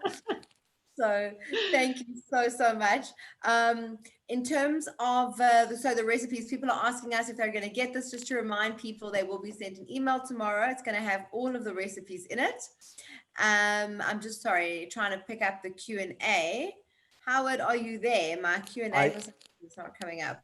I am here indeed. In fact, people have asked for Nida's Instagram accounts, which I've posted on the chat, so anyone can pick it up. Tell us what we'd see on your Instagram account, Nida. Nothing else but food. It's very boring. If you are not a foodie, I do not advise you to go into my Instagram account because there are people who throwed me out of friends because they said we are tired of seeing this food in your all accounts, not only Instagram but Facebook as well. Well, that was absolutely delicious. Our final question, Romy and Nida, when are we going to see a joint recipe book from the two of you? Romy, I miss you horribly. I'm thinking of you every day. I'm dying. You know what? This COVID, I don't know why it happened now when we have these all plans. I really look forward to do that project we have just discussed. Oh, that's amazing. This was the exact time that we were meant to meet during the kids' school holidays. So I had lots of time. And please God, when COVID is over, we are going to definitely get started. Fantastic, guys. We cannot wait to see that formation from the two of you. We know it's going to be outstanding. And both, thank you so much for being on the show. Nita, we know that you're going to see the rest of South Africa very soon. And thank you so much for joining us, and happy anniversary. And please send our love to Daria. Thank you so very much. Thank you, Dina. Thank you so much. Thanks. And Dina, there's the most wonderful comment in the comment section that says, Nita's book is one of my favorite gifts I received from a special friend before she passed. I often make her shakshuka, hummus, and Moroccan aubergine recipes. Thanks. It is so wonderful to see you, Nita, in person. Thank you very much. Thank you. Thank you, guys. Thank you. All righty. So now we also, Howard, I know we have Mantis that we've already spoken about as one of our sponsors this evening, and I do believe that we have another sponsor. So Dan, can you please put up for us on the screen our next sponsor, which is, of course, a jewelry company, JDC Jewelers, member of the Jewelry Council. So in fact, when you have a single earring or a broken chain or bracelet from your mother-in-law that you know you'd never wear, why don't you change it for unwanted gold into cash? Maybe even to give to a worthy cause, or I'd say maybe even to keep yourself. So I'll tell you what, why don't you contact Michael Phillips at JDC? I'll give you his cell phone number. It's 082 445 5180 to get the best prices for your unwanted gold and diamonds.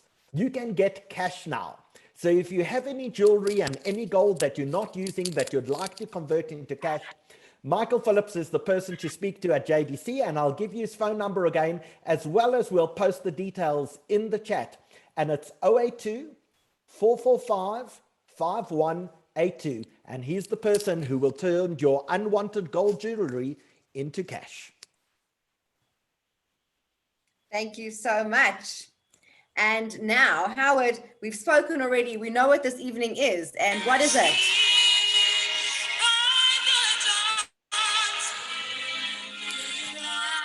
So tonight is American Independence Day, Howard.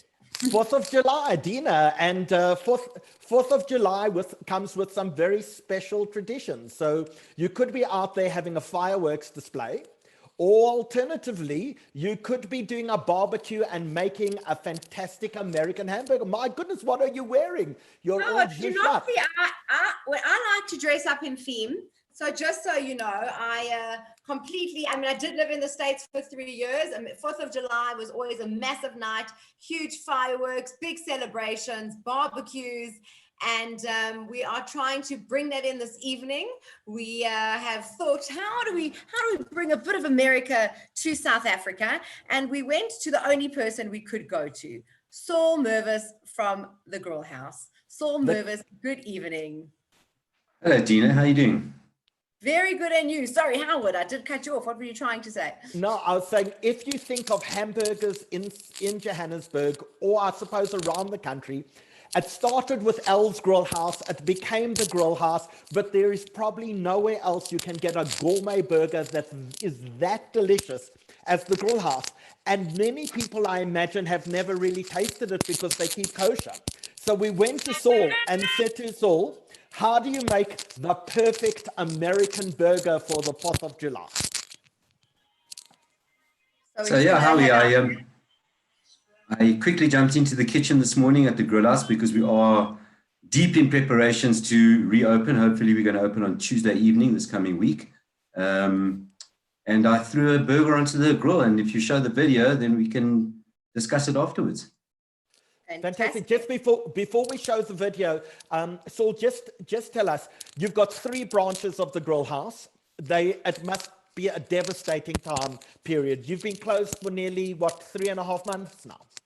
Yeah, it's been, we closed a few days before the lockdown, and it's been just over 100 days now. And yeah, Howie, as you said, it's been a devastating time. It's been very, very difficult for our staff, very difficult for suppliers, for customers, for everyone in general, for the industry as a whole. This corona, it's brought the industry to its knees, and it's going to take a huge effort.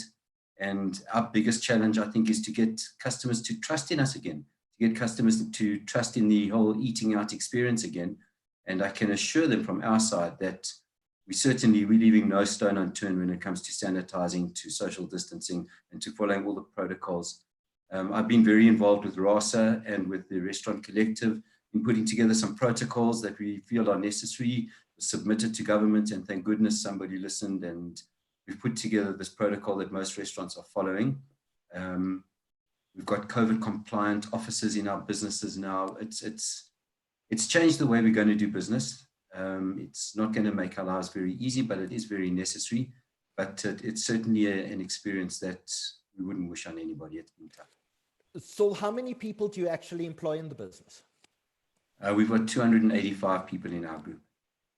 Wow, that's a lot of people. We wish you lots of luck. You've been enormously generous to us. You've been enormously generous, I think, to every Jewish organization. You've sponsored prizes on some of our quiz nights, and we really wish you nothing but absolute success and luck in people coming back to the Grill House and participating. And how long has the Grill House in Els been going? The Grill House, where it currently is in Rosebank now, has been just over 25 years. Before that, we had the Late Night Els group, which I joined them when I was still at varsity, when they opened the Mill Park shop. But it's been going since Hillbrow days, from the late 70s, early 80s, actually. Wow, that's nearly 50 years. Let's make sure that tradition continues. Thank you. Dan, please show us the video.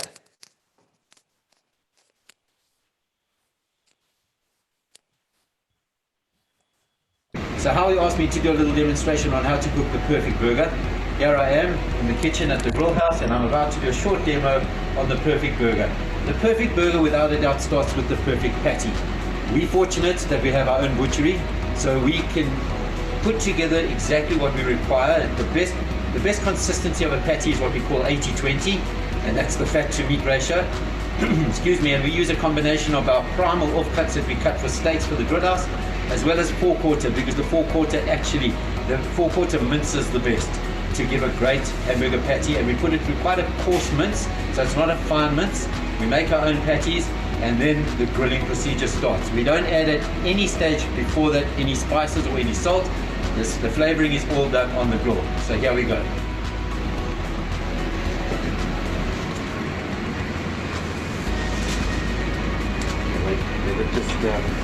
Once the patty's on the fire, we give a generous amount of our Grill House spice on top of the patty. And we grill it, being patient. The secret of grilling is patience. I like to turn my burger 4 times only. So we cook it that way, then we turn that way to get those really nice crisscross grill lines.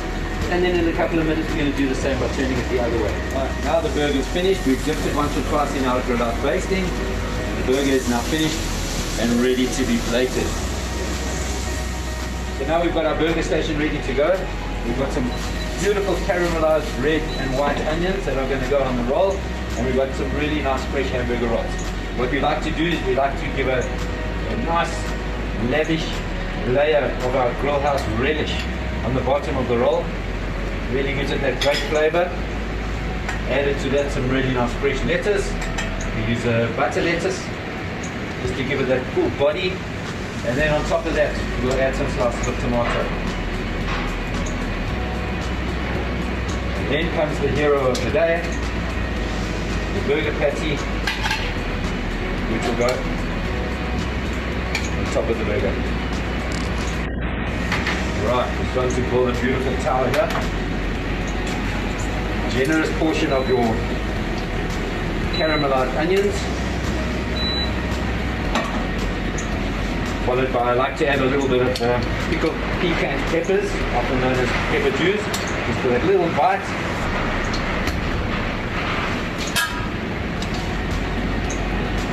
Ladies and gentlemen, voila, there is your burger, all ready to be plated.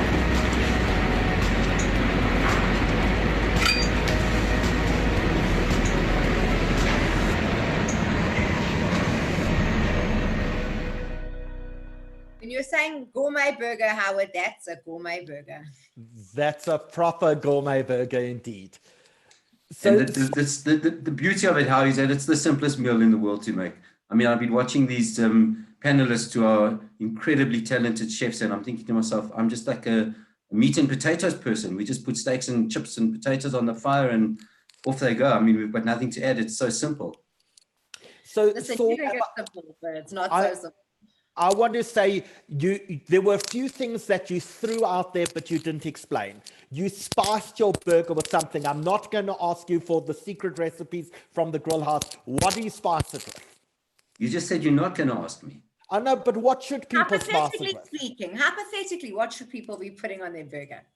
There's a bit of salt is always great. So that spice is made up of just some barbecue salt, a little bit of salt, a little bit of cracked mustard seed, and some pepper. Very simple spice. And your relish, what should people use as a relish? The relish we use like a roasted vine tomatoes we de-peel them, de-skin them, should I say. We also roast red peppers, and it's got a bit of a barbecue touch of chutney, a little bit of Worcester sauce flavoring to it. So it's got a bit of a spicy bite, but nothing too strong. All right, and your onions.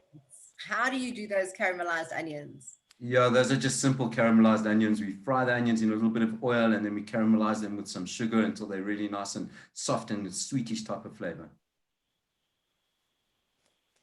Like I said, there's nothing difficult. There's no secrets. It's a very easy, the best thing about a burger is that of all of these 1,200 or 1,300 participants tonight, I can promise you that not one of them hasn't at some stage in their life said, oh, I could just sink my teeth into a really nice burger today.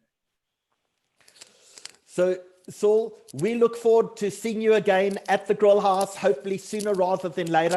Tell us about takeouts. Are takeouts available? Howie, we will do takeouts once we open. We didn't open for just takeouts because it's not viable for a business the size of ours to fire up the engine, so to speak, just to do a couple of takeouts. But as I said, we are going to open our Rosebank branch on Tuesday evening. And once the shop is open, we definitely will be open for takeouts, for curbside collect or call and collect, and hopefully for sit down. Our challenge, of course, as everyone knows, is that we can't serve alcohol at this stage, which is something we're battling to get our heads around, the fact that people are allowed to go out and eat but can't have a bottle of wine with their alcohol. But it'll come, that'll change, and it'll come. We've had such a nice response from people. The phone's been ringing off the hook while we've been in the shop preparing it. So I think that we will be pleasantly surprised come Tuesday and come the following week. Are you on Uber Eats or anything like that for delivery? No, the grill houses aren't on Uber Eats. No. Okay. No, the thing about steak, to tell you the truth, the steak it doesn't travel that well. So when you have a third-party delivery and you're not 100% sure of how long they're going to take to fetch the food and then to get the food to that person, if the product doesn't arrive at that person's house in the same way they were expecting it to come straight off the grill, it won't be blamed on the third-party delivery. It'll be blamed directly on the restaurant. And that's a chance that we don't want to take. Okay. And are you going to have a protocol in place that if I need to pay for my curbside collection, that I don't have to get out of my car or touch a credit card machine or something like that? We have all of the touchless points like the zappers and the touch credit card machines that will be brought to your window, yeah. And everything's obviously sanitized and it's I mean, even in the restaurant, we're not setting our tables the way we used to set them before. We've heat sealed little sachets that have got your knife, your fork, and a serviette with a little hand sanitizer gel in the sachet in the heat sealed package. We've heat sealed another package that's got a brown sugar, white sugar candy roll, and a teaspoon. We've heat sealed another little package that's got a toothpick and a Mentos in it for the end of the meal. The lengths that we've had to go to are really quite extreme. I do know that not everybody's doing it, but certainly we're going to try and do it the best that we possibly can. So, Saul, two very quick questions that have come in. Does the grill house serve gluten-free rolls? Asks Jacqueline Sinek, who is Simon Sinek's cousin. Jacqueline, I'm afraid they don't. and then Dahlia Gordon wants to know, why don't you toast the bun? I generally do toast the bun, but today for some reason we didn't have all the equipment switched on at the time, so we usually have our flat top on at the time, and we do toast the bun slightly, but just today we didn't do it for the sake of speed, I would imagine. Perfect. So the bun you also just put on the grill, top it, tail it, and then take it off. Well, we usually do it on a flat top. The flat top's next to the grill and it's heated up. And Saul, the final question from me is, in your actual meat, you have pure meat. There's no onions. There's nothing else that you stick in. You don't put pepper juice or anything in the meat itself. No, a lot of people put an egg an egg and bread type mix in it as well. Some people put onion, some people put garlic to try and, the egg is to try and bind it. We just find that if it's a good quality meat and it's a well-packed patty, it just needs to be pure meat and do the spicing on the grill. Well, happy 4th of July. Fantastic to have you with us. Look forward to having my next burger from you guys, and best of luck for Tuesday when you open again. Thank you. Thanks so much, Howie. Thanks for having me. Cool. Dina, moving straight along.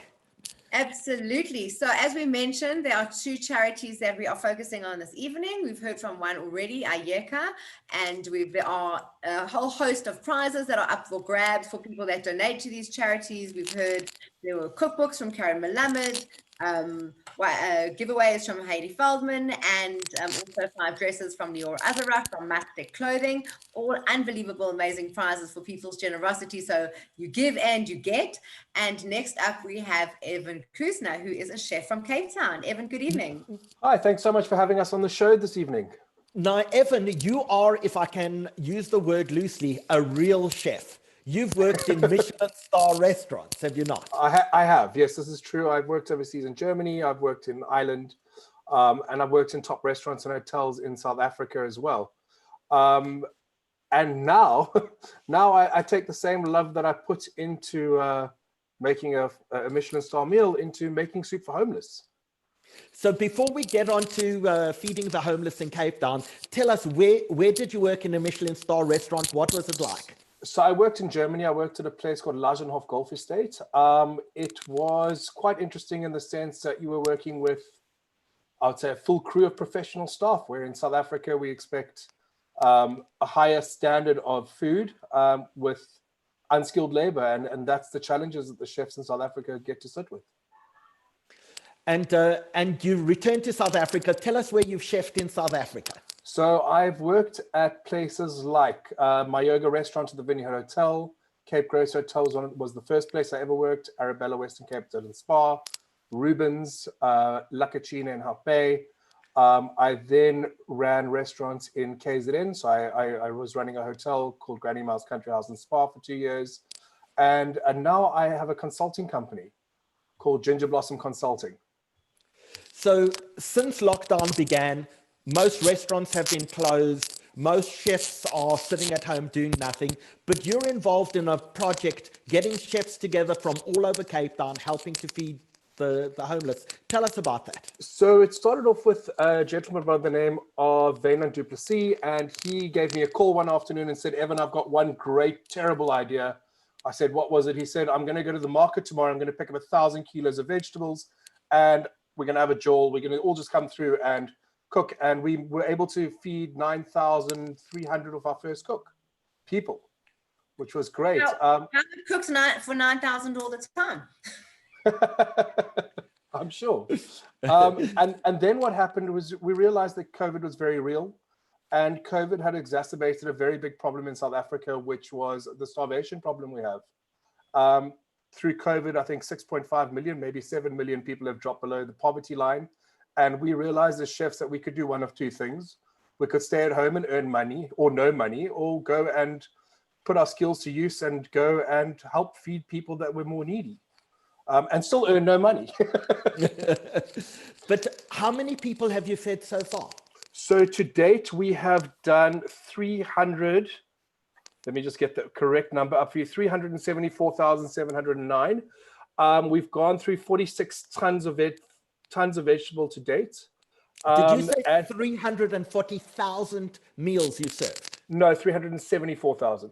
374,000 meals you've served to people during lockdown. Cups of soup, yeah. We've got an amazing process that we do. We make the soup. Well, the soup comes in from the farmers. We're trying to buy most of it from the farmers. We're trying to take surplus stock to bring our costs down. We are then processing it. We freeze it in 1 kilo blocks, and then we vacuum seal them into 10 kilo bags. Each one block will serve 6 people. And the application is 500 mils of water to 1 kilo of soup will serve 6. And we've worked it down to 18 Rand for 6 cups of soup. Wow, that's incredible. Now we're going to show a little video about your organization and what it in fact does. We want to encourage people to donate because you're doing you're doing such a remarkable job. So we're just reminding people that we have all of these giveaways. Heidi Feldman is giving away babkas and challahs and all sorts of things. And on top of that, you are going to throw in, for the first person who donates more than 2,000 Rand to your cause, tell us about what you're going to throw in. So I had a chat with my partner while I was listening to this whole podcast, and we decided that we would do a dinner for 8 people, and we would do it with keeping in mind of the fact that we are going through a tough time, and our menu would be driven in that manner. So we want to use really minimal ingredients and push out really phenomenal food. So myself and I'll get a few other of my mates to come join me, and we will cook for a family of 8. Let it be a Shabbat. Quite happy for that. In their home, at our cost. That is incredible. So let's say anyone who donates more than 2,000 Rand to your cause tonight will go into a draw, and you will in fact pull one of our, do a Shabbat dinner for 8 people with the superstar chefs of Cape Town. Absolutely. We can showcase what we're about as well, and show you that no one's too good to drop their, but to go down a level and make food for people that are less fortunate than ourselves. The fact that you've done 374,000 meals during lockdown, you need all of our help. You need all of our support. There are so many people out there who understand the plight of the homeless during this period, who I'm sure are willing to help. So we're going to show a video now. At the end of the video, you've got SnapScan, you've got banking details. People can pick up their camera, just take a photograph of the page or scan it on their SnapScan, and let's see how we can actually help you this evening. That would be amazing. We'd really appreciate all the help we can get, because you're not helping myself or the people doing the cooking. You're actually helping South Africa. It's completely not about us. We're completely non-profit. It's an NPC that we've started, and we just want to help people. So Evan, the incredible thing is that this is a nationwide problem. People from all over can give, but I see we've got tons and tons of people from Cape Town who are busy watching. So if you are able to, if you are from Cape Town, and even if you're not, please give generously to this cause. 374,000 cups of soup served so far. That is an unbelievable amount. Dan, won't you just quickly run the video for us, please?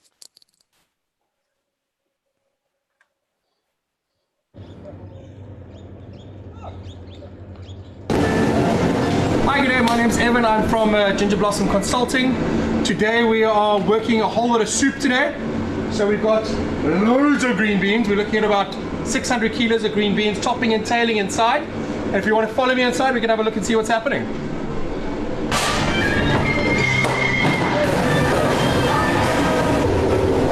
Here's the process. Onions, beans, potatoes.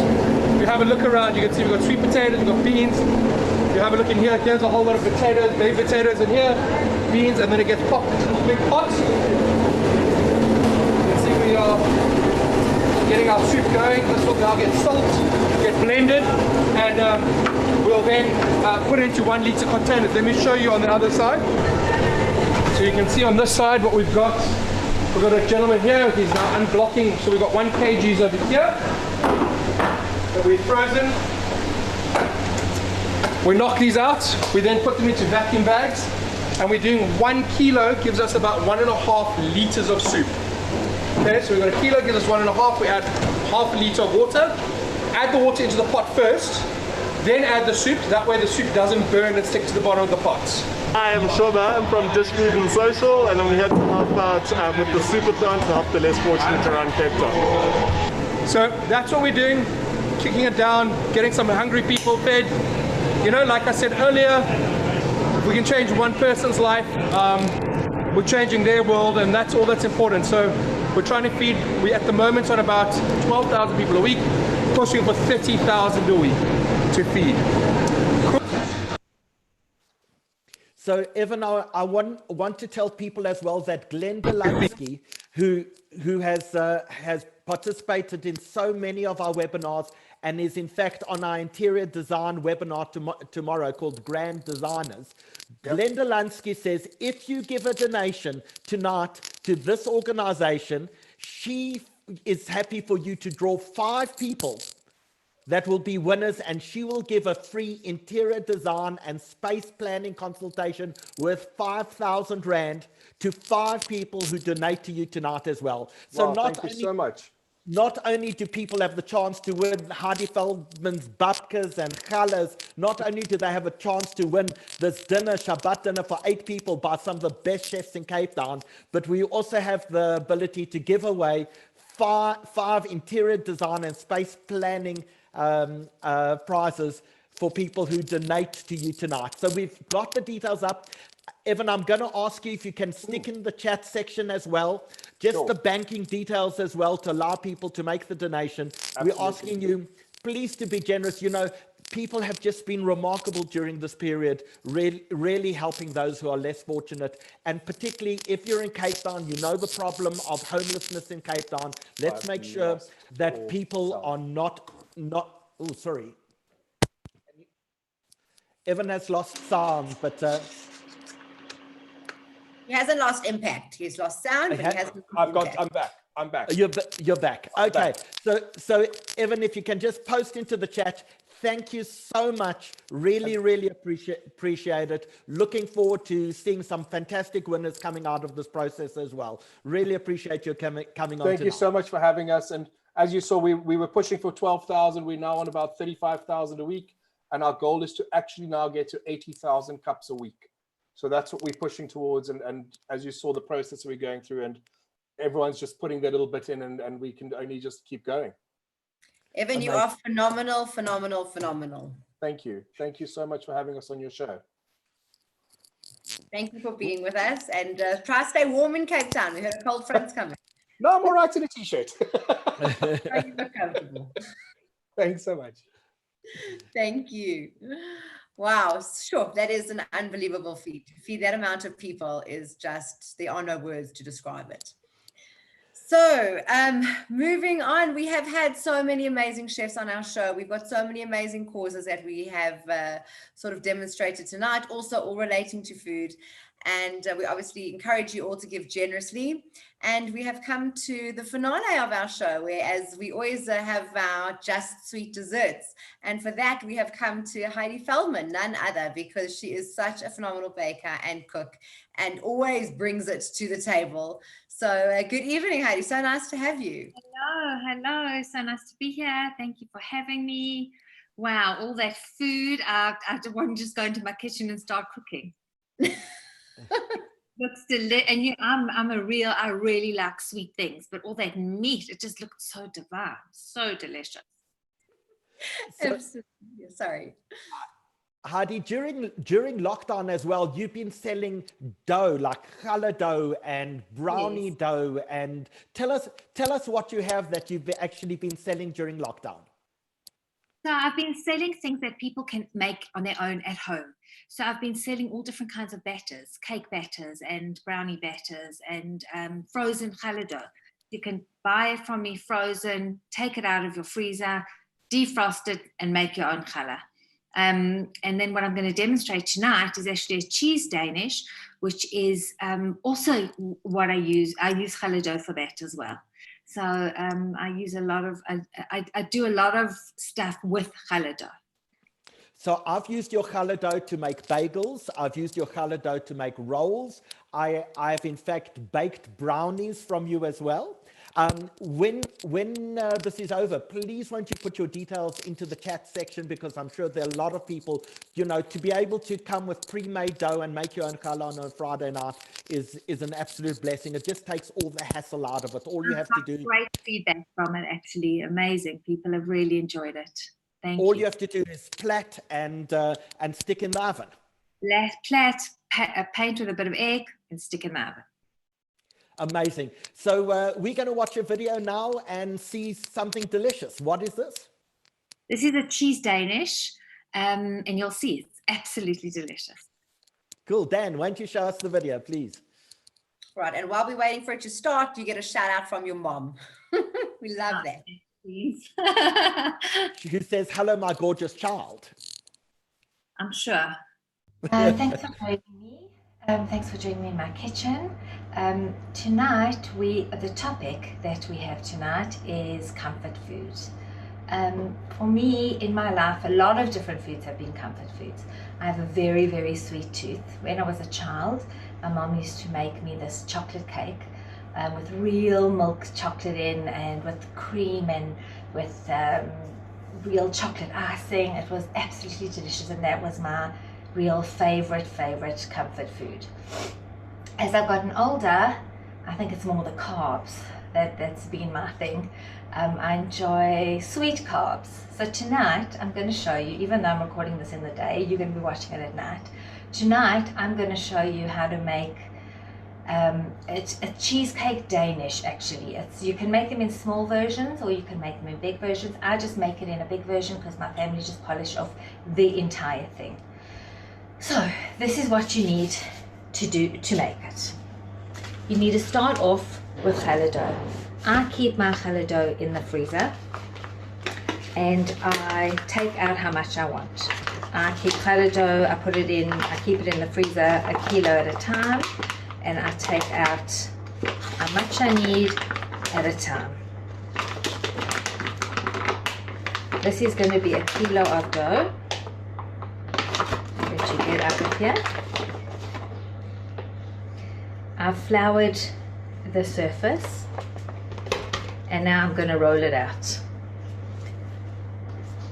I'm going to make it into I'm going to make it round first before I actually roll it out, so that it rolls out into an equally round shape.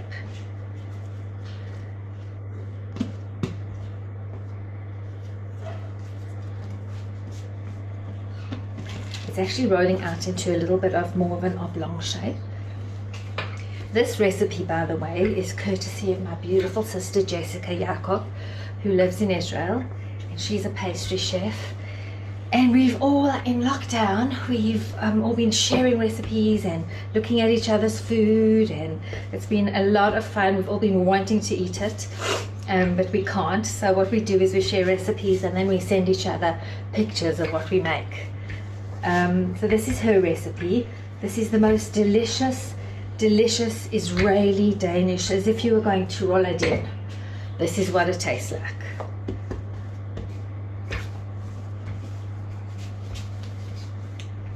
So we want to roll this out into more like a round, squarish kind of a shape, an oblong shape this way.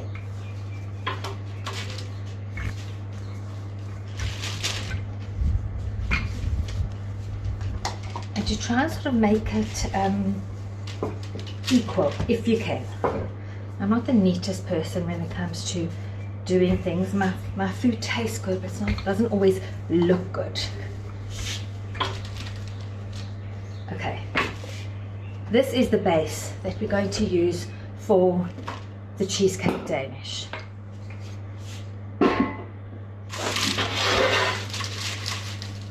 I'm going to put it now on a baking tray, and now I'm going to make everybody see, now I'm going to make my filling.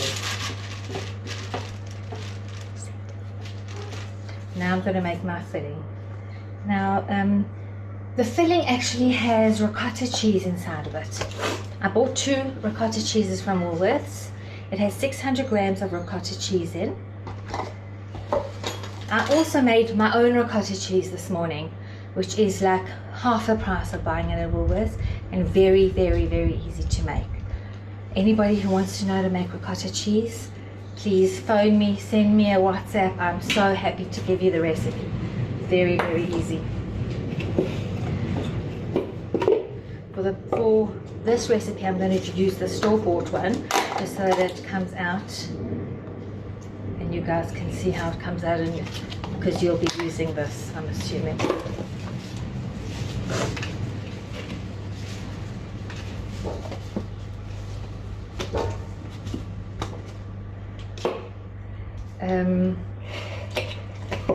sort of break the ricotta cheese up a little bit.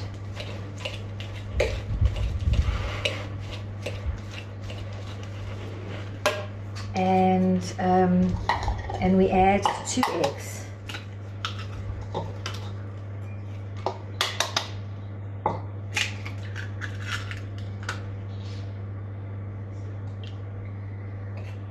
It has 2 eggs in it.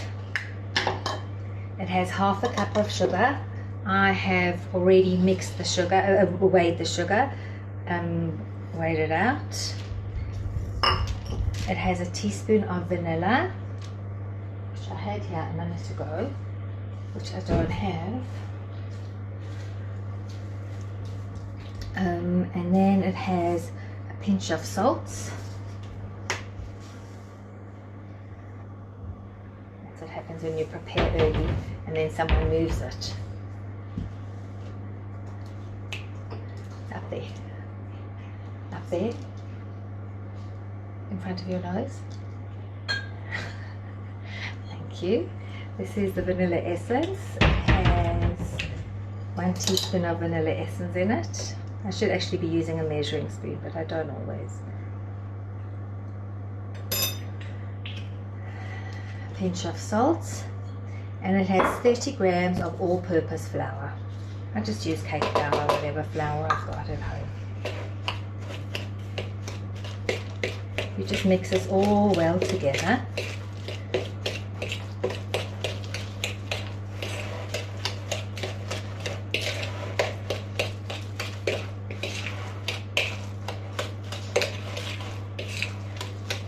Until it all looks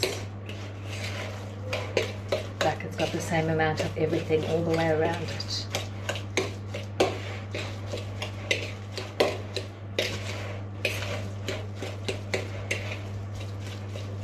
This makes a very, very big cake actually. It makes a very big cake.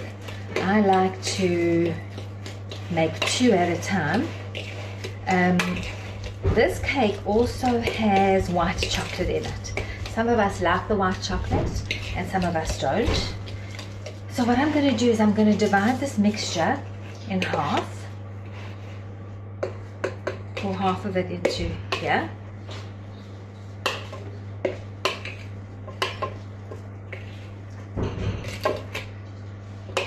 And put the other half aside.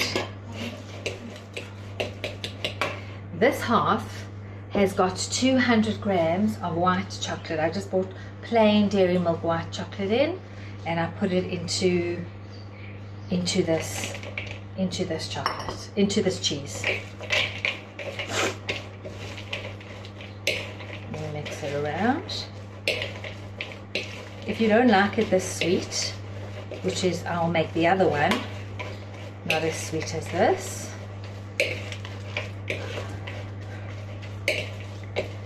Then you just make it without the chocolate, which I often do.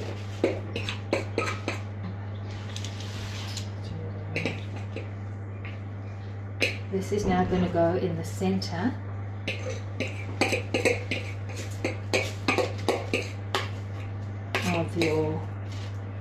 of your dough. Make sure that the top of the dough, the end over here and the end over here, there's a little bit of space. Not too much space, because the first slice, you still want to have some cheese in it in the first slice.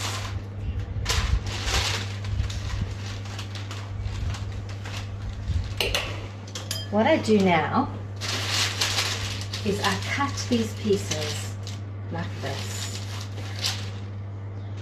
You can also make this with phyllo pastry. You can make this with puff pastry if you prefer. But for me, often my life is 101 ways with colour dough. I've got so many recipes that I make with colour dough, and everyone just seems to love it and it works well. I think one day I'm going to write a recipe book, 101 ways with colour dough.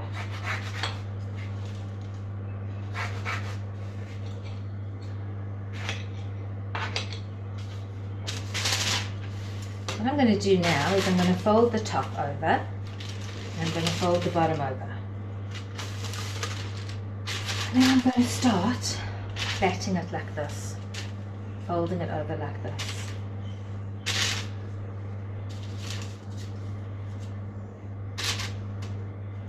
You can make the dough thinner if you want. You can make the dough thicker if you want. It just depends how much dough you like to have in it. You can use any challah dough recipe that you want. It doesn't have to be this particular challah dough recipe.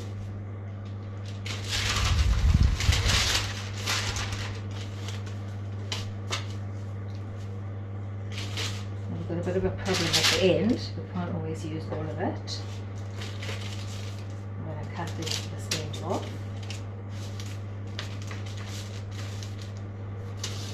I'm going to use this for the next one.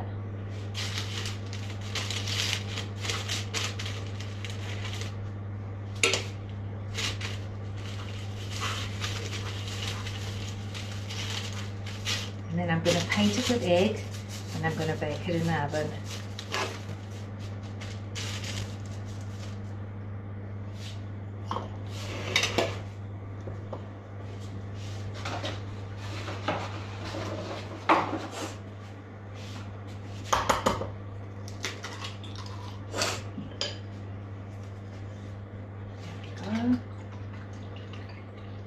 With a pastry brush, just paint it with egg.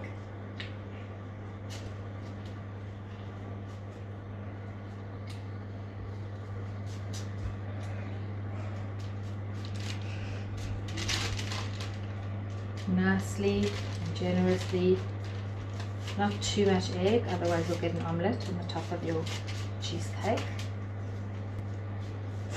Danish.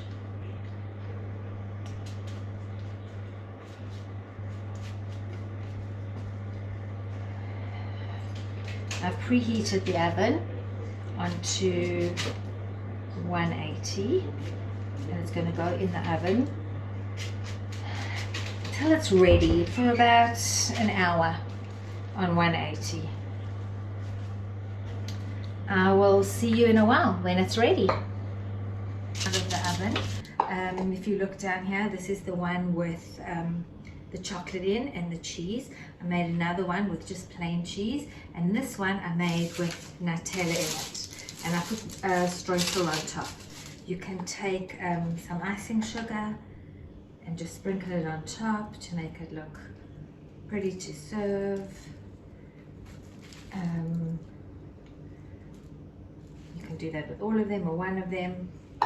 I'm also going to just cut them so you can see what they look like on the inside.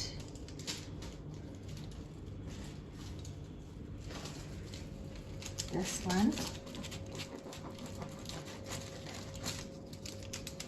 This one has cheese on the inside with the chocolate.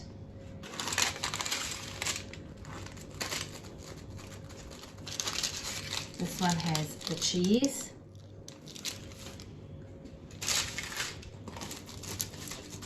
And this one has the Nutella. Now I just have to hope that my children don't eat this all in one night.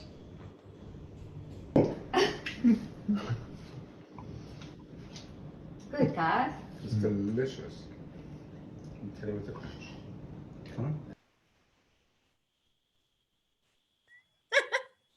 Yeah, it doesn't look like it lasted very long, hey? It didn't. It really didn't. That seriously looks insane. We're just wondering when our delivery was arriving. Between Dan and Howie and myself, we might have to fight for it, but I feel like your family may have fought for it first and they won. In fact, that night I was lying in bed and Howard came to bed and he said to me, "Oh, we're so lucky. We saved that cake from being frozen. We took it out the freezer just in case you were thinking of freezing it." I had wrapped them up and put them in the freezer, but it didn't get frozen. But they were being benevolent. I just want to know which family member got in trouble for moving the vanilla essence. No one got in trouble, but Abby was there, and I was like, "Abby, it's there. Just it's there. Can you just?" And she was like looking straight at it, and she just wasn't seeing it. As you say, straight under our nose. But we have so many questions for you. I mean, literally, the questions are flying in. First of all, people want your challah dough recipe. They want the ricotta recipe. So if you're willing to give those out, then we were happy to send them. I'm not willing to give my challah dough recipe out, but I'm willing to give the ricotta recipe out. You can buy the challah dough from me, or you can use any challah dough recipe. Honestly, you don't have to buy the challah dough. You can use any challah dough recipe. So, right. And someone wants to know what? Sorry, Howie, go ask your question. So I felt that maybe there should have been some sultanas or raisins or currants inside. Am I wrong? No, you're not wrong. If that's what you like, then put them in by all means. I throw things in all the time. This is how my family like to eat it. And there's a question from Anonymous that wants to know, is the chocolate melted? No, the chocolate's cut up into little pieces, diced. And what can we use if no ricotta?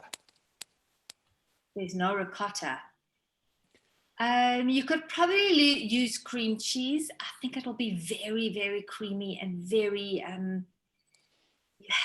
think you have to use some kind of ricotta, otherwise it's or less cream cheese. I don't know. I don't know what you would do if you didn't have ricotta. It needs like a blanded cheese. If you don't have ricotta, you can make ricotta. And as I said, I will post the recipe to make ricotta. It's really, really not difficult. So Michelle Blumenau wants to know, when you keep challah dough in the freezer, do you let it rise first? Not necessarily. No, not necessarily. Put it in the packets, put it in the freezer. I don't have an instant freezer, so it does rise a little bit while it's still in the packet, while it's still on its way freezing. But I don't necessarily. When you take your challah dough out of the freezer, do you let it rise then? And do you punch it down as well, or do you just leave it? So I would open the packet and I would let it rise and soften. And then you can plait it, let it rise slightly, and then bake them in the oven. It's had enough rising time. And then another question relating to these cakes, it was an hour of baking, question mark. How long did you have it in the oven and at what temperature? Everybody's ovens are different, so that's why I said, and also the size of the cake is different. So if you make a smaller cake, or you don't use all of the dough or all of the cheese, you can put it in for half an hour to 40 minutes. If you at 180, it was huge cake you saw, so it was in for an hour at 180. And there are a lot of questions coming in. Where can people buy your challah dough? We will, in the email that we send out to everyone, we'll include all of your details, and just tell us what's on the menu. We can buy challah dough, cookie dough, brownie dough. What else is there? There is chocolate cake, there's vanilla cake. At the moment, that's what there is. I'm working on icing for the chocolate cake, but that's gone down very well. People have really liked to bake it themselves and also have it frozen to make it another time. You can just freeze the batters and take them out when you need them. There's no worrying about, do I have flour? Do I have eggs? Do I have vanilla essence? You pour it into your pan and you bake it, 180 for half an hour, 40 minutes. Okay. And you do donut bats as well. I do donut bats as well. Yes, those don't go down very well. Okay, and just to reiterate to everyone, because we've had about 10 questions, yes, the ricotta recipe will be in the email that we send out to everyone tomorrow. So if you've registered for tonight's webinar, you will receive an email tomorrow with, or maybe Monday, depending on how busy Dan is, with all the recipes, including the recipe for the challah dough, including how to get hold of Heidi, how to buy her challah dough, and everything else that's on the menu from her. Perfect. Thank you, and thank you for having me. Thank you so much. You were outstanding. Good. I'm so pleased. It was delicious. Thanks for joining us tonight. Really appreciate it. So Dina, yes, that brings us to the end of tonight's cooking show. This is what the fourth cooking show that we've done. We've had about 2,500 people watching us tonight. Yeah, so cooking seems to be so popular. We've had cooked, we've had baked, and now we've had comfort food under lockdown. So whether it is the cold, mizzy weather that is getting you down, whether it's being locked up in your house and cooped up and not being able to do what you have loved to do historically, then hopefully we have given you recipes this evening that will warm your heart, warm the stomach, make you feel great. And our panelists have been outstanding, from Lithuania to our givers in Cape Town to Joburg. Thank you, and to our audience from all over the world. Thank you so much for tuning in. It has been amazing to have you on board. I think we've all learned a lot of tricks and tips on our little journey, and we'll be sending out all the recipes tomorrow. And then in addition, we've got a webinar tomorrow night. So it doesn't just stop here. We have another full evening tomorrow evening, this time on a different topic called Grand Designers, where we will wow you with unbelievable and world-renowned designers. Trevor Julius, who's massive from literally Dubai to Mauritius and every corporate in South Africa, to Stephen Falk, Stephen Rich, and then we've got Glenda Lansky, Alison McQuaid, Rodney Fittinghoff, David Jaffe, Nicholas Glixman, and Cliff Kay, sharing their trade secrets on paints, on lighting, on everything that you can do to make your home fabulous and to make sure you know exactly what's going on in design trends. So tomorrow night is going to be a fun, full-packed show. So please definitely do register and then do log in. So Dina, Cliff Kay's family, in fact, were the family that started Plascon Paints, and he's the guy who, for builders, now works out what are the latest trends in color. What should you be painting gray inside your home? Should you be going completely black? He'll be talking to us about color. Rodney Fittinghoff from Streamlight, I mean, they are really probably the premier lighting company in Johannesburg, and builders really go to them all over for something that's truly spectacular. David Jaffe is planting gardens inside houses, on walls, indoors, outdoors, unbelievable. Alistair McQuaid, I don't know if you've ever seen any of his landscaping work. I mean, that man is a genius with green fingers like you can't believe. And Glenda Luntz, you know, Glenda, I think, has watched every single one of our 33 webinars that we've had, and has been so generous in giving prizes in almost every single one. It is unbelievable to meet someone with such a good, generous spirit like that. Is truly, absolutely amazing. And then we've got the superstars. I mean, if you can get Stephen Falk and Stephen Rich to do your home, you have hit the big leagues. These are world-renowned designers. And Trevor Julius, oh my goodness, you've seen the stuff he's done in Dubai, in America, in Mauritius. There's barely a superstar hotel, a 6-star, 7-star hotel that's built without Trevor Julius actually doing the design. These are huge international names in the world of design. They are the grande designers. Indeed. And listen, to get them all, and I mean, they're always all running around the world in different places. So to get all of them on one webinar is literally unheard of. So it is literally not an event to be missed. It is an absolute gem. And I'm literally going to be spellbound the whole time. So that's tomorrow night. Dan Stillerman, tell us, what is the code that we need to register? What is the registration that we need to do? Good question, Howie. So it will be webinar number 34. So it's the same code as all the other ones, but with a 34 at the end, and I've put it into the chat. So you can click that link to register, and we'll be sending out a few more WhatsApps and emails tomorrow morning. And when I say a few, I mean a few thousand. So you should be getting the link from us very soon. Well, Dan, people don't realize that to actually keep a webinar like tonight going with videos, with people linking in from all over the world, you look exhausted. Yeah, well, I think I'm exhausted from drooling over all that food. I've already WhatsApped Heidi telling her that she needs to deliver to me and to all of us. I've been snacking on my own comfort food here. So... yeah, and I had a good run this morning, so I am quite tired. I'm going to sleep well on a full stomach as well. Fantastic. Well, thank you as always for the amazing job that you really do. We'll see everyone tomorrow night for Grande Designers. Dina, Thank you so much for putting today's panel together. Thank you for putting tomorrow's panel together. You are an absolute superstar. We removed you off tomorrow's poster because like there would just be no room for anyone else after we saw what the poster looked like tonight.